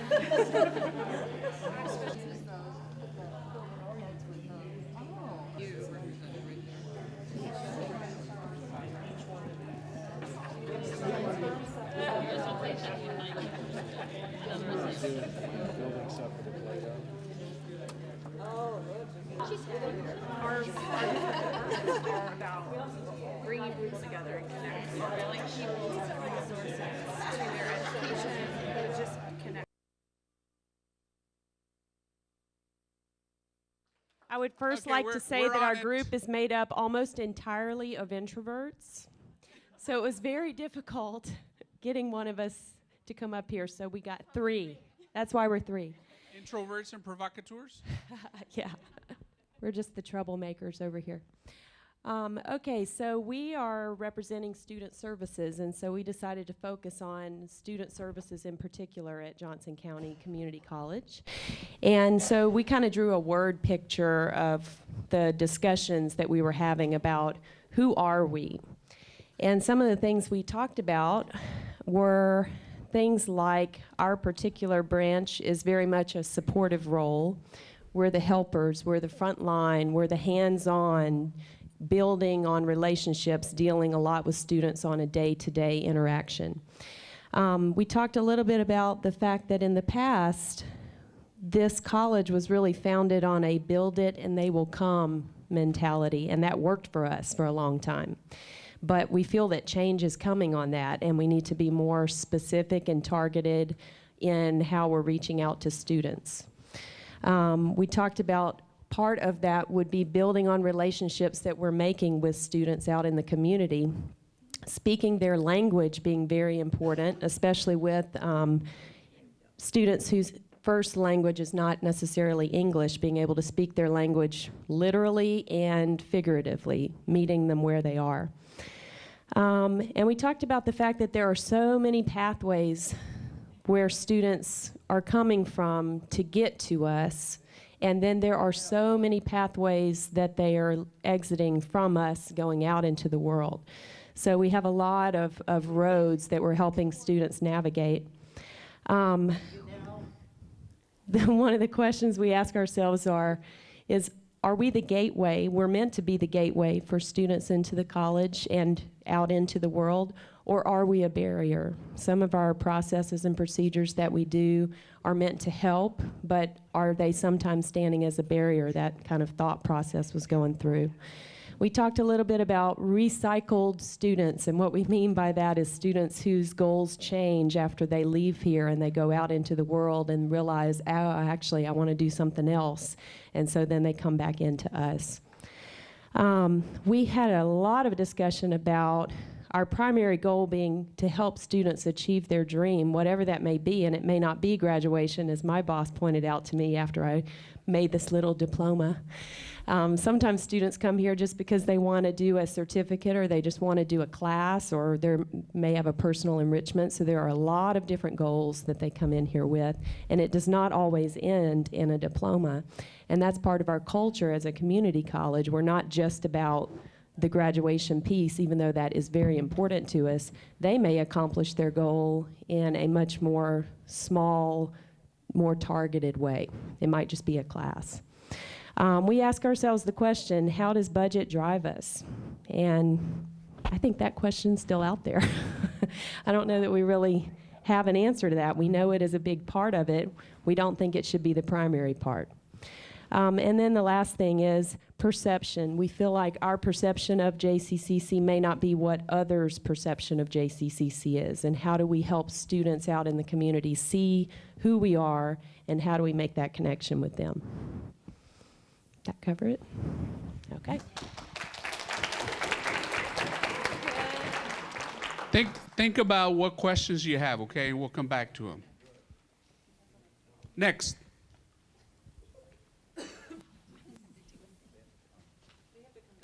But I'm going to ask y'all to come to us because we can't actually lift ours up. All right. So we're just going to make it like a hands-on journey. Well, for those of you who aren't aware, we're the touchy-feely people. We are the ones who are building relationships between students and the school itself, between students and other students, between students and faculty. And so we wanted to focus on the relationship aspect in our little design that we have here. We took an abstract approach to this, but we're focusing on relationships, and we started originally with the idea of the sunflower. And this is, you're looking at it probably going, there's no sunflower here. There kind of is, but you got to think very loosely. We started in the middle with the body of the sunflower, the main part of the circle, and what you see there is a little bit of everything, and that was kind of our ultimate goal of what we want to bring to this. And then all around it, you have the petals, which are different people, they're different colors, they're different opportunities, different backgrounds, different relationships. And so that's what we wanted to do. Even, you know, different, because we have a Play-Doh person, you know, different, I don't even remember the word I used when we were doing this earlier, different compositions. And really that shows just so many different people who are brought to this campus every single day. And so we originally started with the idea of like the little, the paper dolls that hold hands and stretch out. And we were thinking each one's a different color. And then we decided to go more relational and go more with family. That's why you'll see family is written on here in several different languages. It's familia in Spanish. There is, I'm not going to pronounce it right, Wojia, which is Mandarin, obviously family in English, familia from Italian, and we've got all sorts of other languages. We even have Arabic and Vietnamese, yes.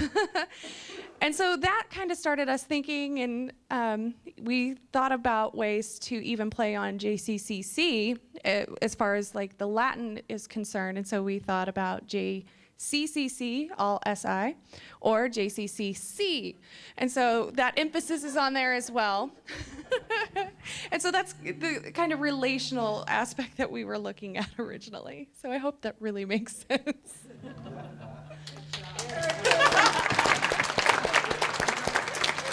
Anyone else from that team? Anyone else from that team? Yeah, she covered it. Very good.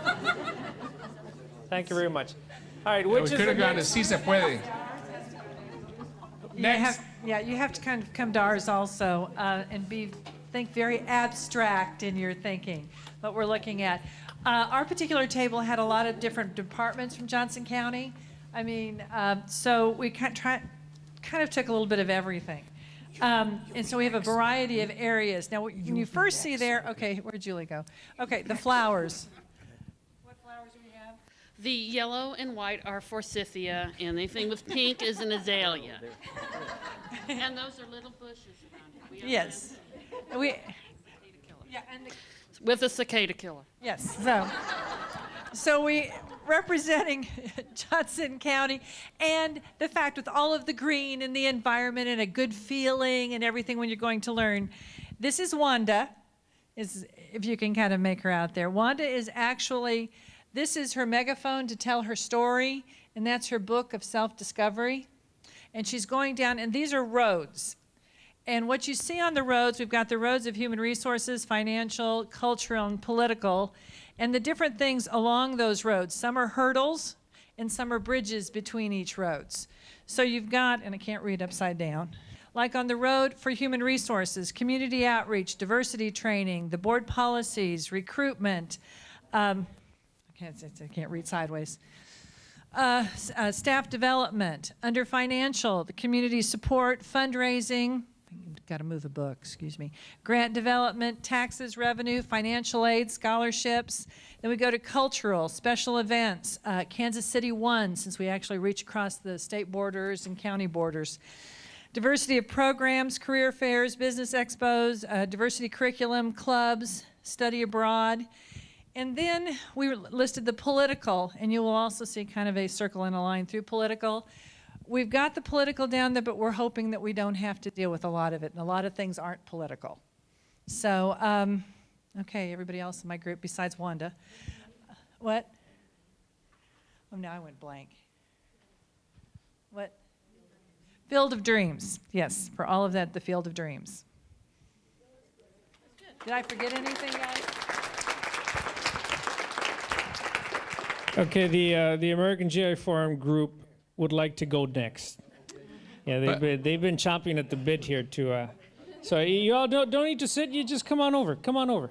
Yeah, by the way, there's some interesting literature out there that says everything is political,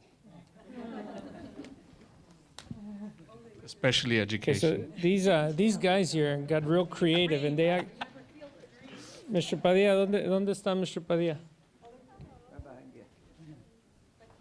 Where is he? Yeah, Mr. Padilla, come on over here, because he's got the write-up stuff, and then there's some creative stuff going on here. Yeah, I can hold it up for you. Oh, okay. Our founder, Dr. Hector Garcia, when he formed the American GI Forum, of course he wanted us to look after veterans, but he was also very much concerned about how society was treating the Hispanics. So we get into areas where we really don't need a lot of money.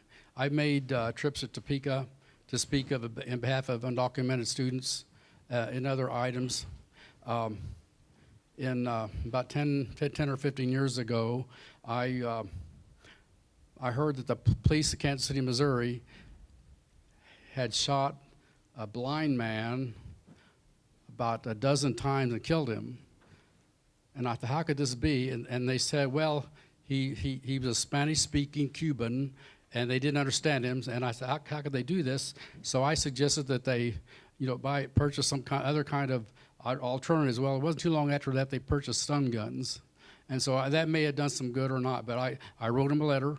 And these are the kind of things that we do. We're not only concerned about American GI Forum veterans, but things in general in society. So we don't need a lot of money. And what do we have here? Hold on to this. Okay, sure. So actually, as these guys were really thinking about the American GI Forum and what it means and that sort of thing, Chepe here began to draw cartoons. He actually drew one of Tony, right?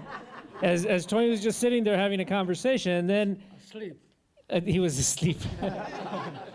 and then I think that Mr. Padilla said, actually, Chepe is an artist.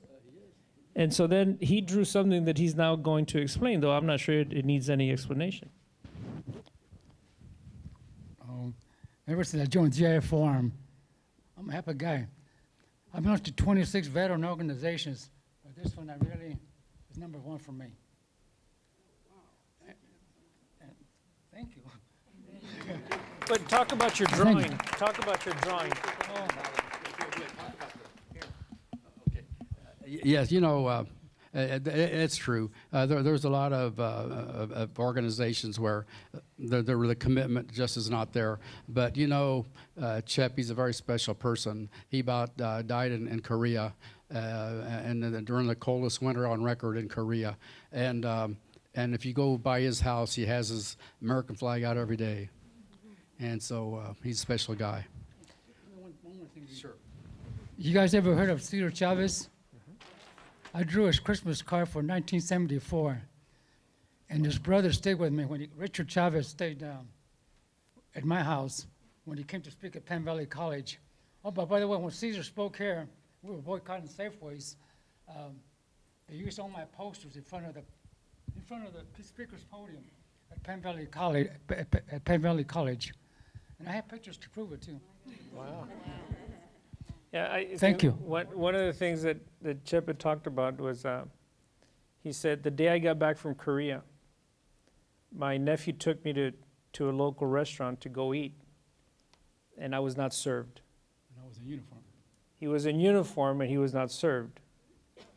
And so, you know, he said, why aren't you serving me? And the restaurant said, because we don't serve Mexicans. In uniform, just gotten back from Korea. And so if you spend a little bit of time with them, they're going to tell you some stories that are actually quite dramatic, but actually stories that they never have told. Like Mr. Riojas here said, there are many stories that I haven't even told my 5 children. Did you want to say anything else? No, I think that even us World War II veterans, when we talk, we say where we were at, and but as far as what we did, actually, we don't talk about it. It's just something that I guess it's just within us ourselves. That even my children, they ask me, and I just talk about something else. I don't tell them the things that I did, what I went through. And I did go through some bad stuff, I'll say that. And but the Lord Almighty brought me back. That's the reason I'm talking to you all here right now. And I am very fortunate. And but as far as war, it's well, it's a memory now. And I'm pretty fortunate because my division in North Africa and Italy, we spent over 600 days of combat, actual combat. And the biggest part was up in the mountains of Italy. And can you imagine trying to dig a foxhole through hard ground? And that's what we had to do. And if we put our heads up, we'd be shot at because they was watching out for us up in the mountains. So a lot of things comes to the mind, and I try to bite my tongue to keep from saying things, but I'm fortunate. I'm fortunate to be here, and more and happy now that I know these 2 dudes right here and this old fella over there. And but the 3 of us were in the color guard, and we do go to different games and stuff and present the colors, and I do like that. It is very nice.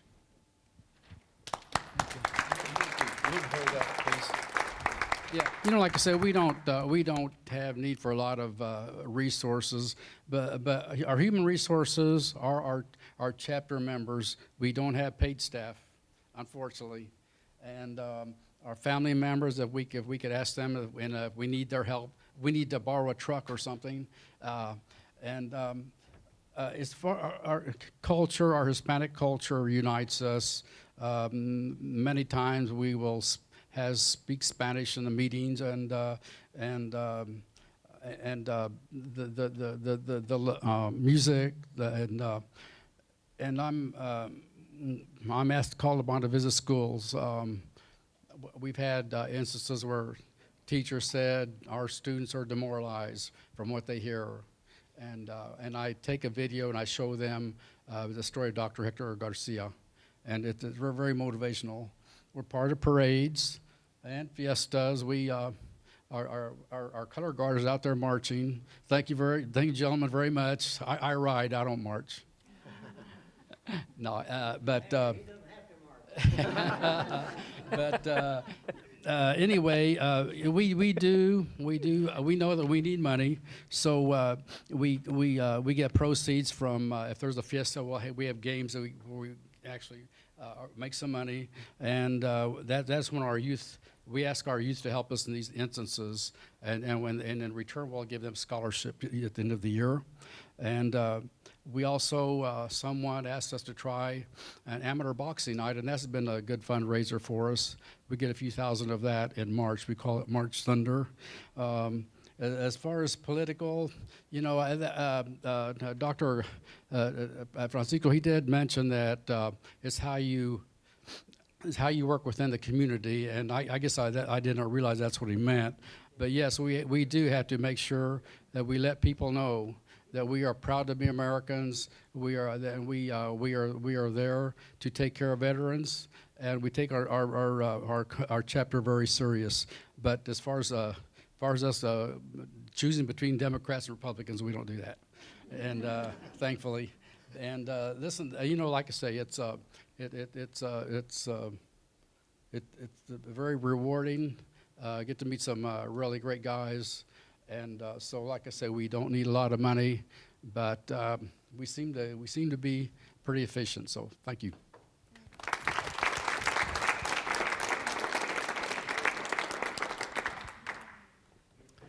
Next team.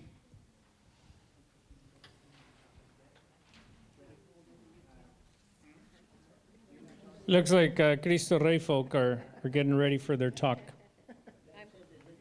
Brother Dell. Thank you. We kind of decided just to look at two resources, or two elements of this, that is human resources and the cultural piece. I will mention a little bit about the financial piece of this. We're a high school that depends very much on our students in order to raise the money that's needed in order to keep ourselves alive.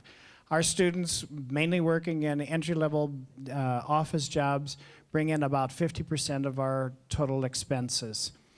Our tuition is about 2%.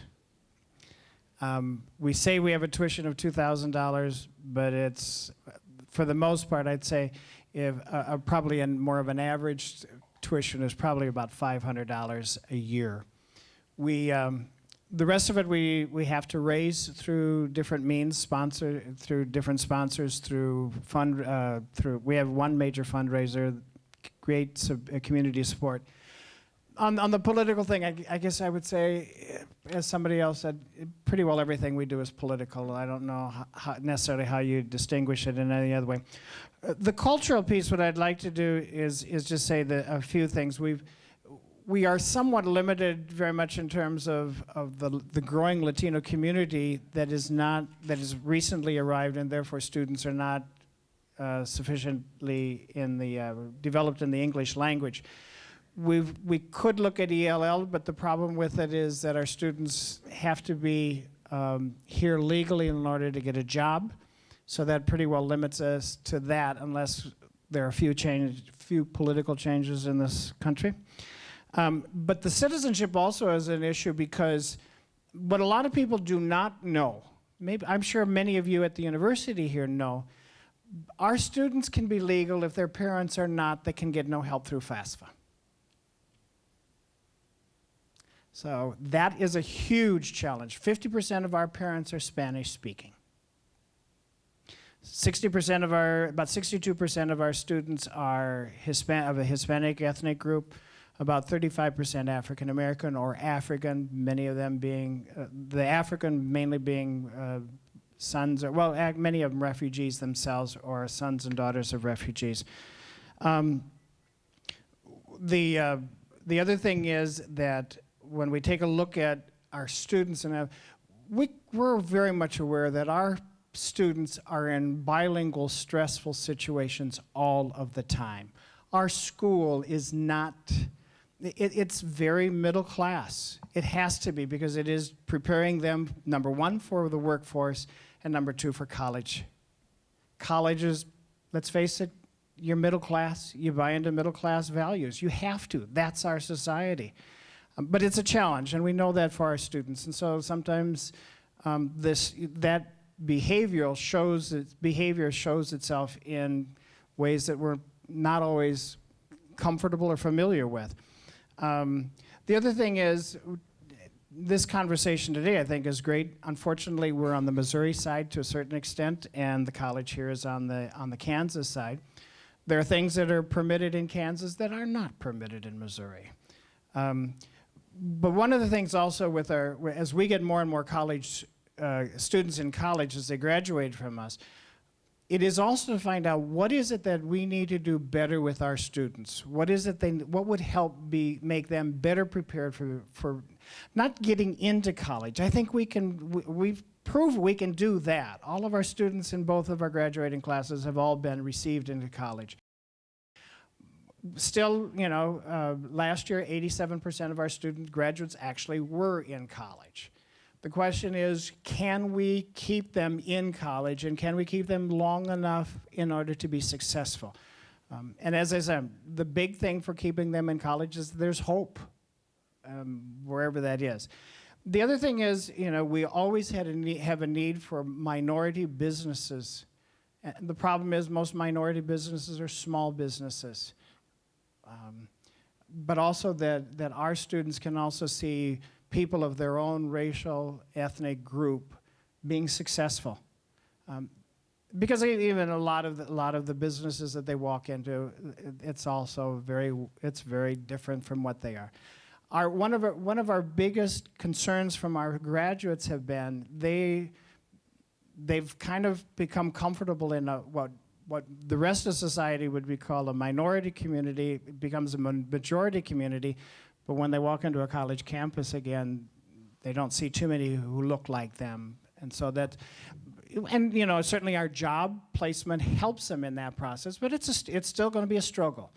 And some of it is also just the fact of leaving home. And then also, we obviously have always a challenge before us to find out how do we staff or tool our instructors, our people who work in all different levels of the school, best to serve the kind of student that we have. Many of them who come to us from below grade level. 63% of our students are below grade level in math, and pretty much the same in reading. So we know the struggle. We don't always know the best tools. We keep looking for tools. If a tool doesn't work, we move on to another one for sure. In order to work at Christopher, you have to be somewhat adaptable, but it's also a great place to be. And invite any of you who want to see a part of it to come on over. We have meet and greets every month. We'll give you a free lunch. Well, thank you. Did you want to say something? Yeah. Okay, so what we did here is look at the groups, but in a bigger picture. Kind of explain first the Hispanic Chamber of Commerce and the Greater Kansas City Hispanic Collaborative, and how those two are like sister organizations, and they come together to create all of the other stuff. I will start by explaining a little bit about the different programs that these two organizations have. The Young Latino Professionals. Okay, also, you want to talk about that real quick? I can talk about that. The Young Latino Professionals they come under our 501c3, the Greater Kansas City Hispanic Collaborative, and those are 20 and 30-year-olds who are degreed, and they are working for corporate America, government, not-for-profit, education, medical, and there's about 700 throughout the metro now that are part of the Young Latino Professionals. They're focusing on professional development, civic duty, and they do a lot of giving back in the community. The second one in here is Latinos of Tomorrow. That's the organization that I've been involved with for more than 4 years now, almost 5. So, and Latinos of Tomorrow focus on helping children of foreign-born or immigrants themselves to achieve, to get better opportunities. We give them the tools to go to college and stay in college too. My experience with Latinos of Tomorrow, you will see it in videos, so I will say that for that. But I will have Luis explain, Luis, let's talk about what? share your story. About the lots. Well, I've been in lots for like a year, I think, almost a year or two, and it's a great opportunity. Well, to me, it's great because I get to meet a lot of people like you, important people, which is important to me. Why? Because like now, I met some people that works in here in Johnson County, and I can get some resources, and like Robert and Carlos, they're really a great people that you can get like ideas, help if you need something. So, and Latinos of Tomorrow let me do that. And also just being Latinos of Tomorrow, I had the opportunity to get the scholarships. And that's a great thing. And what else? Well, they also give me more, well, when I came to Latino of Tomorrow, I had no idea what was college about. And now I can get more the big picture and more detailed thing than when I came to Latinos of Tomorrow. So that's a big difference when I started and now. So. One of the great things that Robert has done, Robert Barrientos here, is he actually brings in students that are currently in college, Latinas in college, and from the whole metro, and as far away as K-State and KU that are graduates of the lots, and they do a peer-to-peer, and the students can ask them questions in high school. What's it like being at that university? So Robert has done a great job of doing that peer-to-peer and the students mentoring. Primarily what we do is we have a college prep program, which has a complete program set. I'd like to thank Misty, because Misty has been a very important part of this. We don't have a lot of resources, so we have to tap the resources of the Hispanic Chamber of Commerce, their members, and the educational institutions. For the past 4 or 5 years, Misty, Dr. Stevens, has provided us resources to help develop our programming, which includes Scholarship Fest and Essay Workshop. Misty, for the past 2 years, has developed a whole time management, so we could get we have 2 programs, the college prep program and then the college retention program. She comes in to help us to explain time management, scheduling, so we use a lot of resources from the community in both of those programs. We can only do that with the support of the educational institutions and the members of the chamber. But Misty, you guys don't know that you already have a lot of people here that really help. Dr. Stevens also is the other one who's provided us a lot of help. We're a year-round program. We meet twice a month, every month, except for holidays. We've been doing this since 2004. This year alone, we have 150 members. We have over 120 members currently in college, fully scholarshiped. So we're raising and that's only because of the support of organizations, institutions like you that provide us this much. I mean, 122 kids in college. You're talking about $500,000 worth of support we receive. So it's only because of you guys, the institutions, that help us provide this service. And I'd like to thank Misty, really, and Dr. Stevens, who I didn't see here, who's been really supportive of us and provided us facilities to do our extended programs with. And I just wanted to say thank you, Misty. Thank you very much.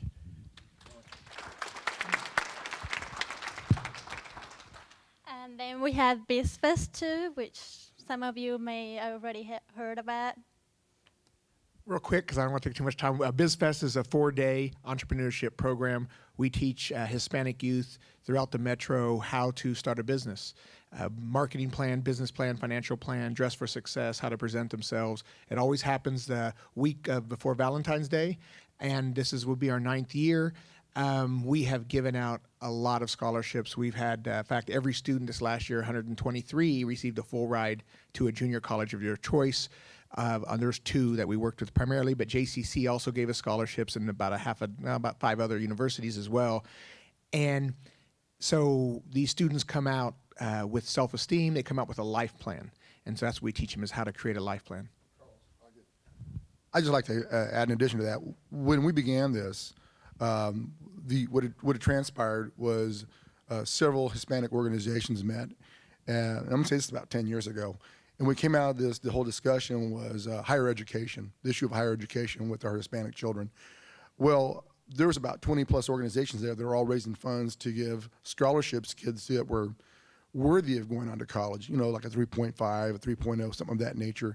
So they were college prepped, they were successful academically in high school and ready to go on to college, higher education. But the one issue that came up that nobody was really taking control of was the dropout issue. Our BizFest program is intended to address the at-risk Latino youth in the at-risk schools. And for that matter, maybe they might be in a Blue Valley school, but culturally speaking, while they're doing it well academically, culturally, they're not fitting in and it's not making sense, and so they potentially would drop out. So those are the kids we're going after with this BizFest program, are kids who really are struggling. They're probably your C and D student, and dropping out's a real consideration for them. And with the help of the counselors and the instructors in those schools, those are the kids that we're getting in this program. And the exciting thing about it is they're graduating from high school. That's what we're attacking, is the dropout rate. Coincidentally, as a result of this, through the self-esteem, how would you say this, motivation that they get through this process, and I think really a life-changing experience in 4 days. And I mean, and it's an emotional experience for everybody. What transpires is they believe they can go on to college, and the majority of them do go on to college. So it's a very exciting thing, and if they don't go to college, a lot of them are already thinking how to operate a business and be entrepreneurs, and that's phenomenal. So that's another key element about this program. Latino Leadership Institute. Teaching Hispanics how to serve on boards and commissions, and we partnered with the UMKC leadership to do that. So we want to get build a pool of more leaders. Okay, and the way we divided the elements, like you asked us to do, we divided them, but for like all the organizations that we have. First, we have human resources, which I think Carlos can explain better. Sorry. We depend on volunteers, and we need more. Does that sum it up? We do have a staff, four full-time staff. That includes me and one part-time grant writer. But yeah, volunteers make all this happen that you're hearing. And the cultural aspect of it? I don't know if a lot of you are aware of it, but Kansas City has been a kind of a birthplace for a number of national leaders. First of all, the United States Hispanic Chamber started here 30-some years ago. And out of that, it is kind of like a domino effect. In the past 5 years, we've had the national presidents of the U.S. Chamber, Kansas City, the current president of the Council La Raza, Kansas City. All of these people, and also executive directors and past U.S. Past leaders in the American GI Forum, and also the LULAC organization, all came from Kansas City. So we have a legacy here, and I think it all started with the development of the U.S. Hispanic Chamber, which started here. Now there's how many chapters of chambers in the United States? 210. So we have a history of developing national leadership here in this community. The chamber was started by primarily immigrant population. So we still are involved. Most of all of our programs, including LOTS, are geared toward children of foreign-born parents or themselves immigrants. And real quick, on the young Latino professionals, 80% of them are children of immigrants as well. Also, community activism. Because we're tied to the Hispanic Chamber of Commerce, we have over about what did you say? Just in the past 6 weeks, we've had probably gatherings, meetings, functions of about 100 that we're outreaching, because we're combining two. We're combining a business association with a not-for-profit. And because of that, we can bridge and foster relationships in a number of different areas. Like myself and like with Henry, we're business people. I do a lot of work in education, but we're not professional programmers. We got involved because we just want to give back to our community. We do have all, because of the members of the Hispanic Chamber and those involved in collaborative, we have representation under government, business, education, institutions, and the community in general. We believe that this is a model that what I have found looking and researching as we develop the collaborative programs is that we don't see anything like this in the Hispanic community. So it is something that is nurtured here primarily by a lot of the institutions we find here. Politics. Yeah, good. We're one way over. Yeah. They noticed. We're still a young organization, so Yeah. we're learning, and we need more money. I want to say one thing. We provide, you know, when we talk about diversity and how do you reach out to the diverse communities in this deal, we're the only organization that provides institutions a way on a number of times during the year, a way you could touch base with a high school student who's interested in going to college. We provide you many opportunities. One is our Scholarship Fest, where we actually have the schools there, and that is free. Once a year, we do a thing called Vasalon Latino. It's a fundraiser. We also provide this as a fundraiser only because of our sponsors and exhibitors. This year, it's going to be October 8th. We're asking Johnson County to step up and get involved.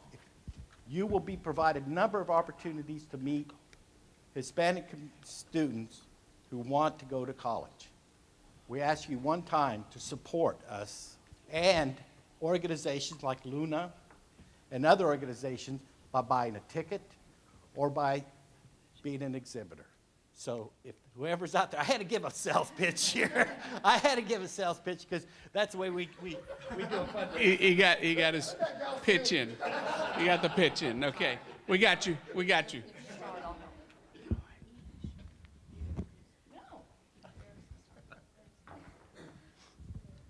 Hey guys, well, we're talking about public education. 3 of us are from the district, and we have a ELL teacher from the college as well.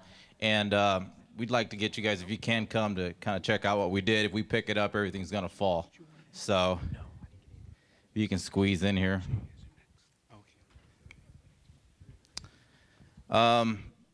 Basically, guys, what we kind of started off here, kind of everything kind of ties in. Politics directly affect our financial. As you can see, we have a little box here for voting. And the politics involved in education obviously affect our financial, our funding to continue. We have a big piece cut out. Yeah, and as you can see on our financial, we have some holes in it. And the white would represent a big hole, and you see a pitchfork kind of sticking out of it. If you guys follow the news, you know what we're talking about here. And it's a juggling act, as you can see here. Those that would represent a juggling act. And with that, our human resources as well have been, as you can see, a chunk is missing from that part because of financial kind of takes away from those human resources. However, we also have a lot of in-services that we provide. And we have some building blocks there, and we do care, and we have a little laptop there to represent the technology that we have. And again, as you can see, the political is kind of spanning out, kind of like in veins going out. You know, it's all interrelated. And obviously, again, it comes out with the financial and the politics, but we do have our cultural peach, which is very colorful in our district. We're very fortunate to have that colorful district, that we have different people from all over the place, and as you can see, that's represented by all the colors. No, you go. You got the microphone. Keep going. And we're talking about Johnson County in general. Of course, we're not just talking about our district. I guess I kind of got lost in that talking about our district. But we do have the different communities in our areas, and we'd like to think that we do venture off. I think earlier you were talking about what if you go to that gym and you're looking and saying, well, who do I talk to? And I think we've done a great job with that. Fortunately, we work with Center of Grace, El Centro, and other organizations. I myself go to Center of Grace, and we have a Thursday night community center where all the kids in the community that have nothing to do can go there.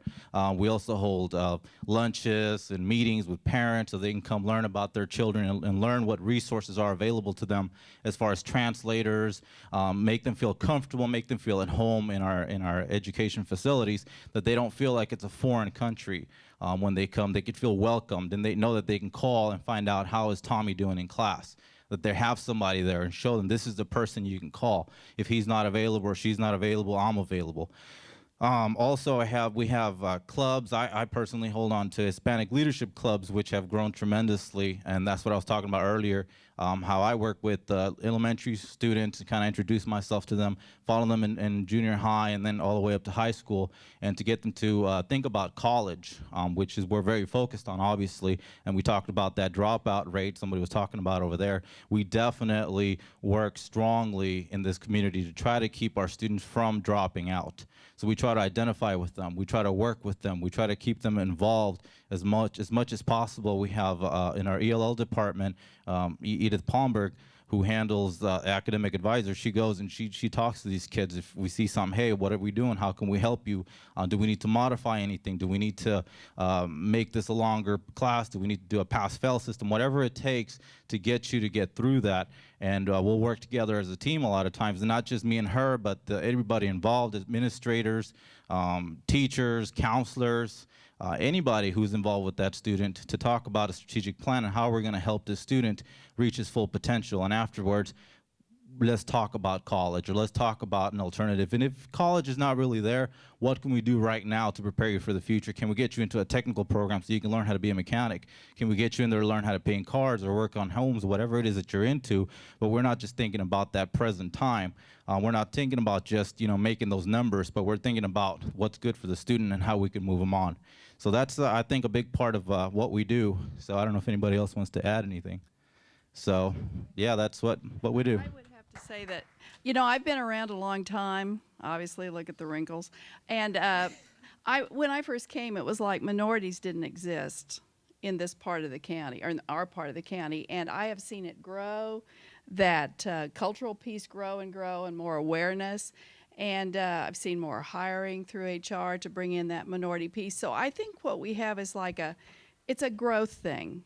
You're coming up and you have to be patient with people and, work with them to realize that cultural awareness piece. So, it's a growth thing, right? Absolutely, yeah. Good job, Eric. It Thank you. We have one more group. There you go. Thank you.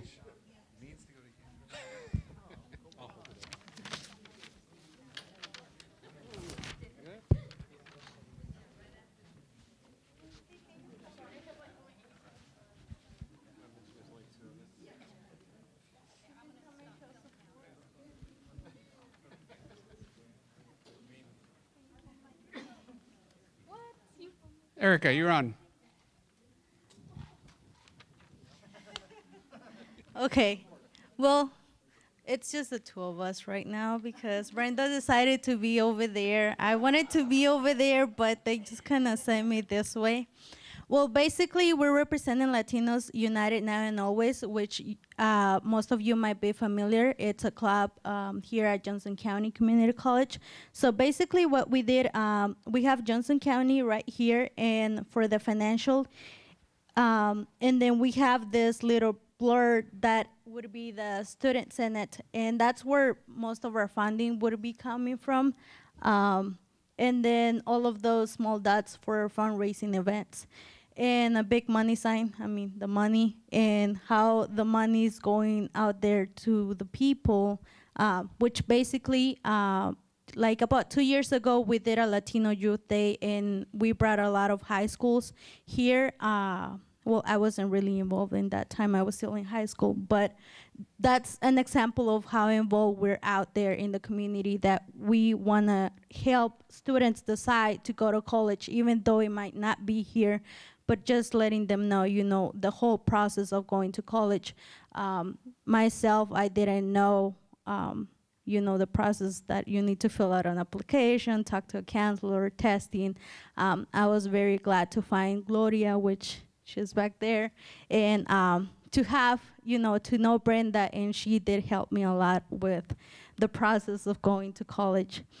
And then also just the human resources, how this year we're getting back up and started, and how there's really exciting stuff that we're planning.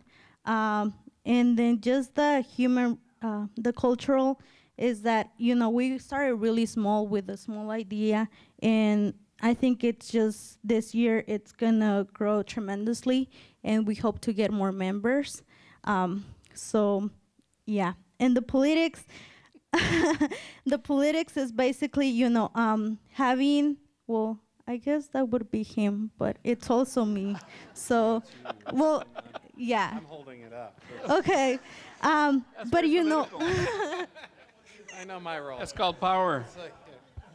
And then all of this blurs is like, you know, people in the leadership team, but this would be all of our members, and just, you know, we don't really want to have it as an archive, whatever. Yeah, whatever. Okay.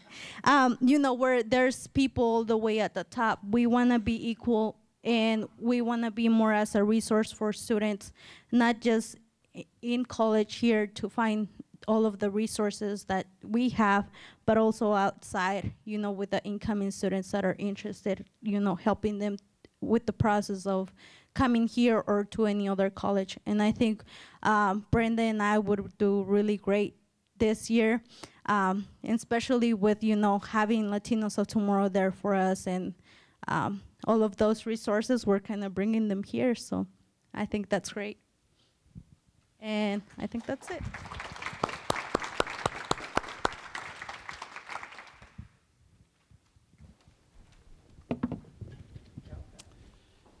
It's almost 5 o'clock. So this is actually a natural transition time, but we would like to do one more process before we actually go into a break before dinner. So we'd like to form a circle. So if everybody would stand, please. And I mean, if the circle can be as intimate as we can. So if you can bring it in, please.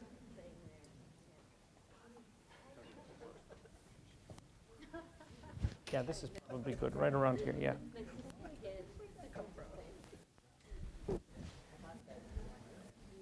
Are we okay there? Yeah, if you just bring it in a little bit. So I think that my brother has a microphone. It's called power. Yeah, well, I have another one actually. So here's what we want to do. What we'd like to do is we're going to pass the microphone around. And if we just one sentence reflection of this afternoon. Okay?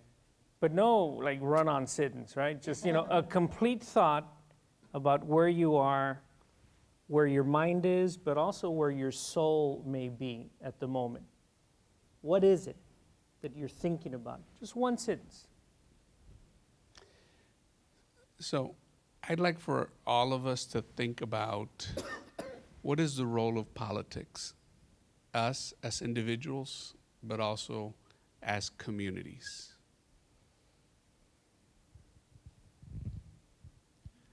Well, I know I'm excited about how I feel right now, that there is a lot of creativity and passion in this room, and I'm excited about what's going to happen in the future. What it comes to mind right now is connections. I think we are building very good connections. I am getting to know what other institutions do, and I think we move forward to make those connections stronger for our students and for our Hispanic population.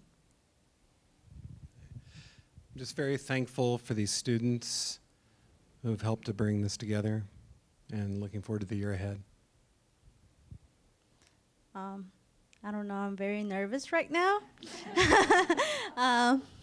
But I'm just really excited to see all of you guys here and just see that much support that you guys are giving each other, but you know, just the excitement that there is to start making those connections. And I think, you know, that's a great start. So, yeah. Thank you. I'm coming from a place of privilege, and that's the soul that I feel. And I need to know how to get that out and share that. And that's what I'm getting from this. Well, I've enjoyed meeting and connecting with all of you. What I've gotten out of this is that we're really all the same. You know, we might think that we've come from different backgrounds, but you know, if we sit down and talk to each other, on some level, we're really all the same. I talked with Eric, and we have a lot in common. He's from California. I'm from a small town in Kansas, but you know what? We both grew up poor. We both had struggles. We both, at later on in life, going back to college, getting degrees. So that's what I got out of this, is that, you know, we're all the same. Basically, our dreams are all the same, too. So that's it. My sentence. I'm proud. I'm proud to be a part of this event today, and that I was asked to be a part of this event today and to spend it with you guys and all the great energy that's here. And I'm also proud of these students. I've known Brenda and Erica for a while now, and they work in our office. So my cup runneth over for these students. Really, it's nice. And now I know Luis. So hi. I'm hopeful. I'm hopeful that if we continue these types of events and processes, that we all keep an open heart, and I think that's very human and fundamental, and so I'm very hopeful. I think truly inspired. You've heard so many stories with American GI Forum. What an inspiration. So you see the talent, and you wonder what are the possibilities. Well, what I'm thinking right now is that I can finish college, and with the help of all of you. Well, what I'm thinking as a student and as a person is that it's a privilege for me to be here with all of you guys, and also it's just this growing respect for all of this, you know, and it's really inspirational to me, too. I had to leave for a meeting and then come back, but overall, this confirms a lot of the collaboration that needs to be happening amongst not just, you know, K-12, but higher ed, and I'm just, it confirms that, you know, we need to be more culturally cognizant in what we deal with in our daily lives. Passion, probably the passion to see how we can work and fight together. Obviously, this is the first step. We're coming together. We need to have that passion to make sure that we can get past the barriers that politics or anything puts up. I mean, there's families and people that want to get educated that get blocked. So I think our coming together and putting our minds together and fighting for them or for any of us that want to be educated to push that goal. So we just need to fight and work together. Well, I'm excited about all the different dynamic approaches to solve these problems for the minority student. Well, Hispanics for this one, but I think in terms of all minorities, because they all have the same struggles, different cultures. But it's exciting for me to learn about all the different things that are going on in this area. I knew philosophically some of the things, but to hear the actual stories, it's a whole different picture. I've been in education for a long time, and it's very inspirational, I'll use that word that others have used too, to see this many people from this many different backgrounds being very supportive to what we've been fighting for a long time. And I think it's very hopeful for the future. I'm actually feeling all sorts of emotions and feelings, everything from emotional to spiritual. But I'll just keep this real short, I know. I always think of our country and think of our communities in specific, being able to compete on the international market, if you will, as a leader in commerce and every way imaginable. And the reality is our country is changing, as well as Johnson County. And the truth is that if we are going to continue to be the world leader as a free nation in a capitalistic way, then we have to be the example. And the reality is that the demographics are changing. Our country's changing. We're a multicultural country, becoming a multicultural country.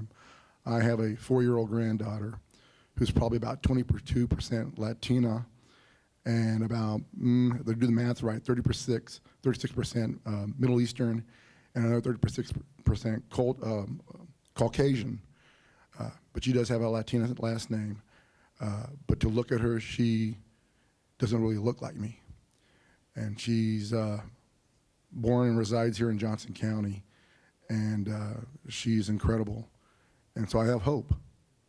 And my hope is that she will be a leader in this county, in this country, and that this country will be in a position to still sustain and maintain its position in the free world as we know it. But to do that, we have to use all our resources, and she's one of those resources. I'm just thankful for the opportunity to learn more about this and how we can work together more in the future to make things happen.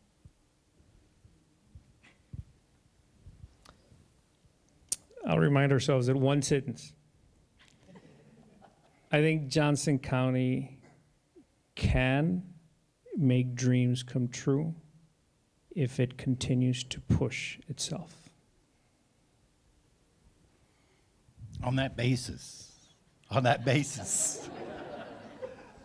want to thank Johnson County for bringing together this group.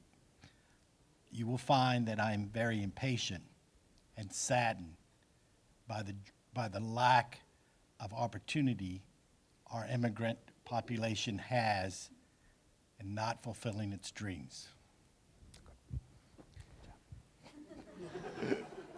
I can edit.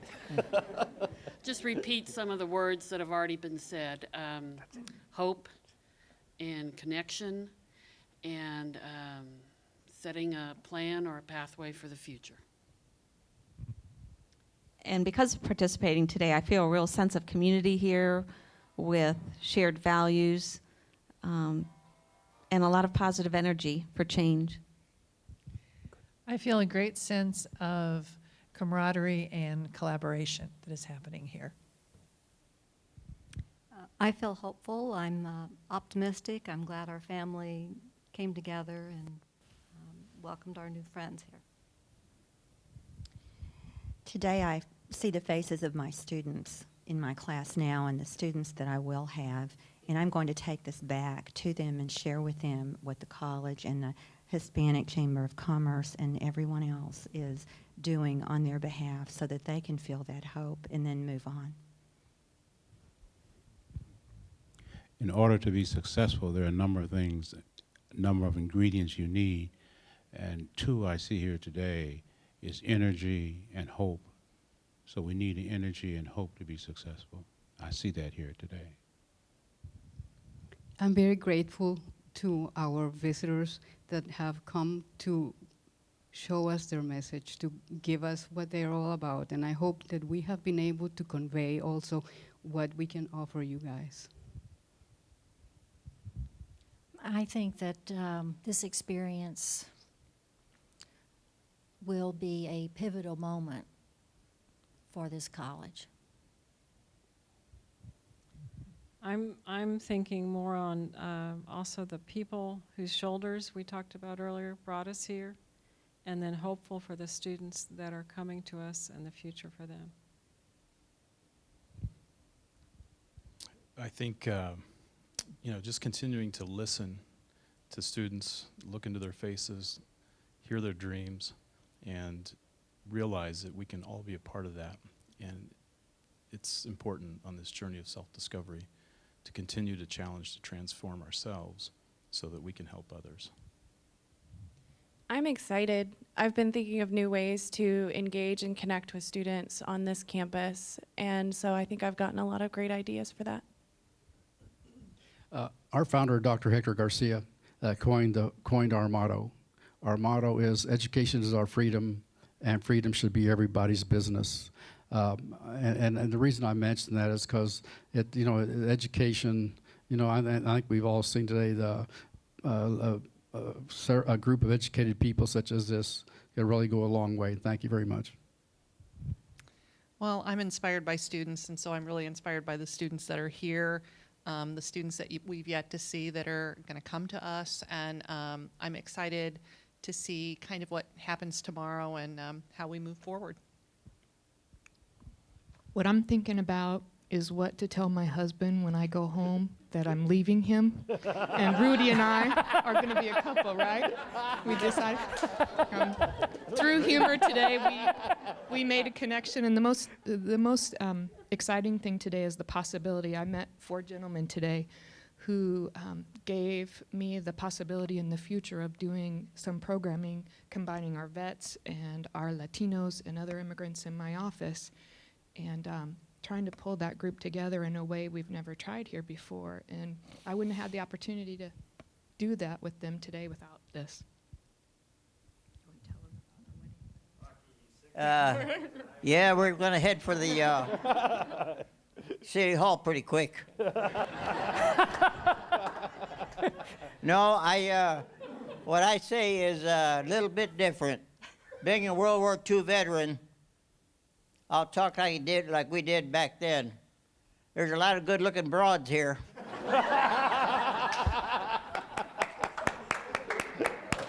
And but I will say that the Lord has blessed me. That's the reason I'm sitting here or standing here talking to you now. The things that I went through, I can't say it. But anyhow, we're happy. We're proud, and we're extremely thankful that we're all here now, and all due to the efforts of World War II. And it makes me feel good. Thank you. I think it's kind of striking the way we didn't have to work very hard to see such common mission and passion among all of us. I think that's kind of heartening.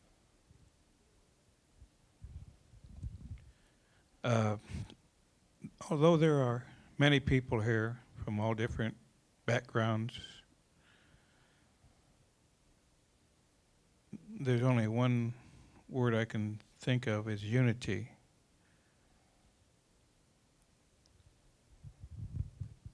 I didn't know what to expect when I got here, but I'm glad I did, and I got to meet a whole lot of beautiful people. Thank you. Let's continue to look at the possibilities rather than looking only at the challenges that are before us, and reach out to each other and find solutions together. I feel excited, happy to learn more about all the communities and the resources I can link our students to be more successful here at Johnson County. I feel excited, and I feel like if we really try, if we really work together, we can do a lot of beautiful things with our futures, with our kids, our students. Marcela, would you, before we go to dinner in a little while, would you lead us in a blessing?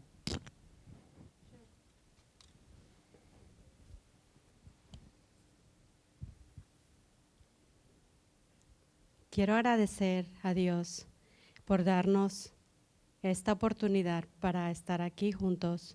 Gracias a las personas que hicieron esto posible.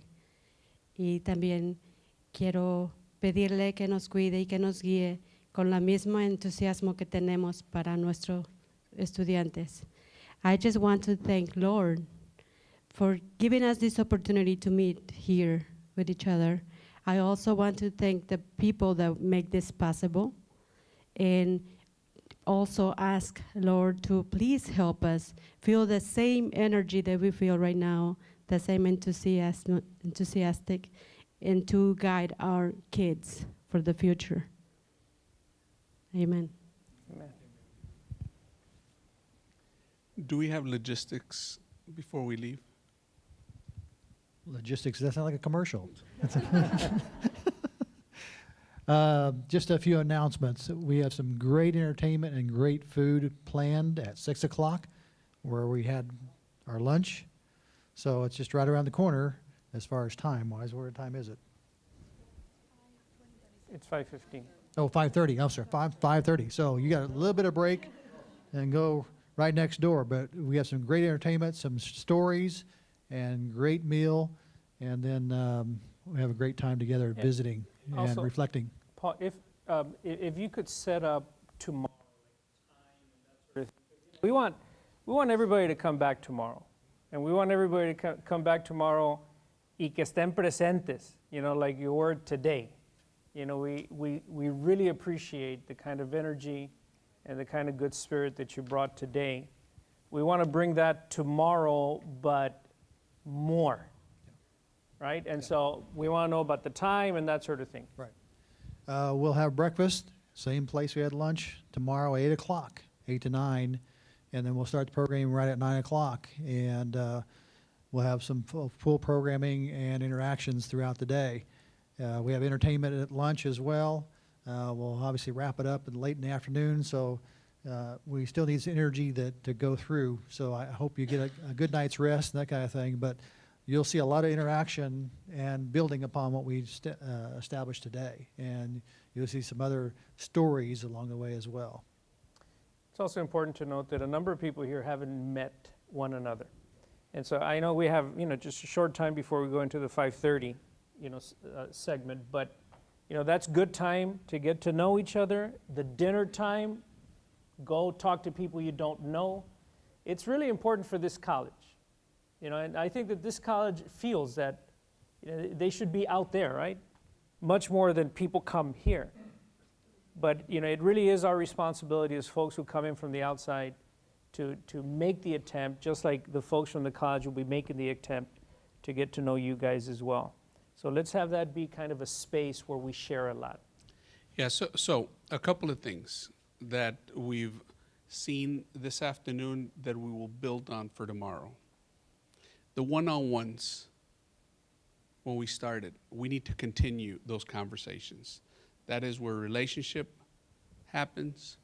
There's a story about, this community organizing entity that they hold these retreats, they hold these trainings, and people come in and they're asking for this grand plan. The response is, there is no grand plan. This is where the work gets done. This is where the work gets done. And so we need to take care of the building blocks. And those building blocks are the relationship and our awareness of the work that we're doing. So let's be mindful of that, okay? 1. 2, how do we continue to imagine? Because there is a difference in the sum of the people in this room as opposed to the collective. There is a difference. The answers for tomorrow are not going to be the strategies that we used yesterday nor today. Today is about getting to know each other's realities. Tomorrow is about imagining and constructing for the future. There has been great effort and great commitment and great energy in getting these teams here. We need to come back tomorrow thinking about what's next. We will go through a process on what's next. These frames that we lay out, let's push ourselves. Even if it creates a certain discomfort, I think we owe it to ourselves and we owe it to our institutions to explore what that looks like and what the origin of that discomfort is, so that we can get to a different place, okay? The talent in this room is tremendous. I thank everybody for bringing it here, and the willingness is inspiring. So let's have fun, let's continue the community building, and then be ready to work a little bit more tomorrow. Thank you.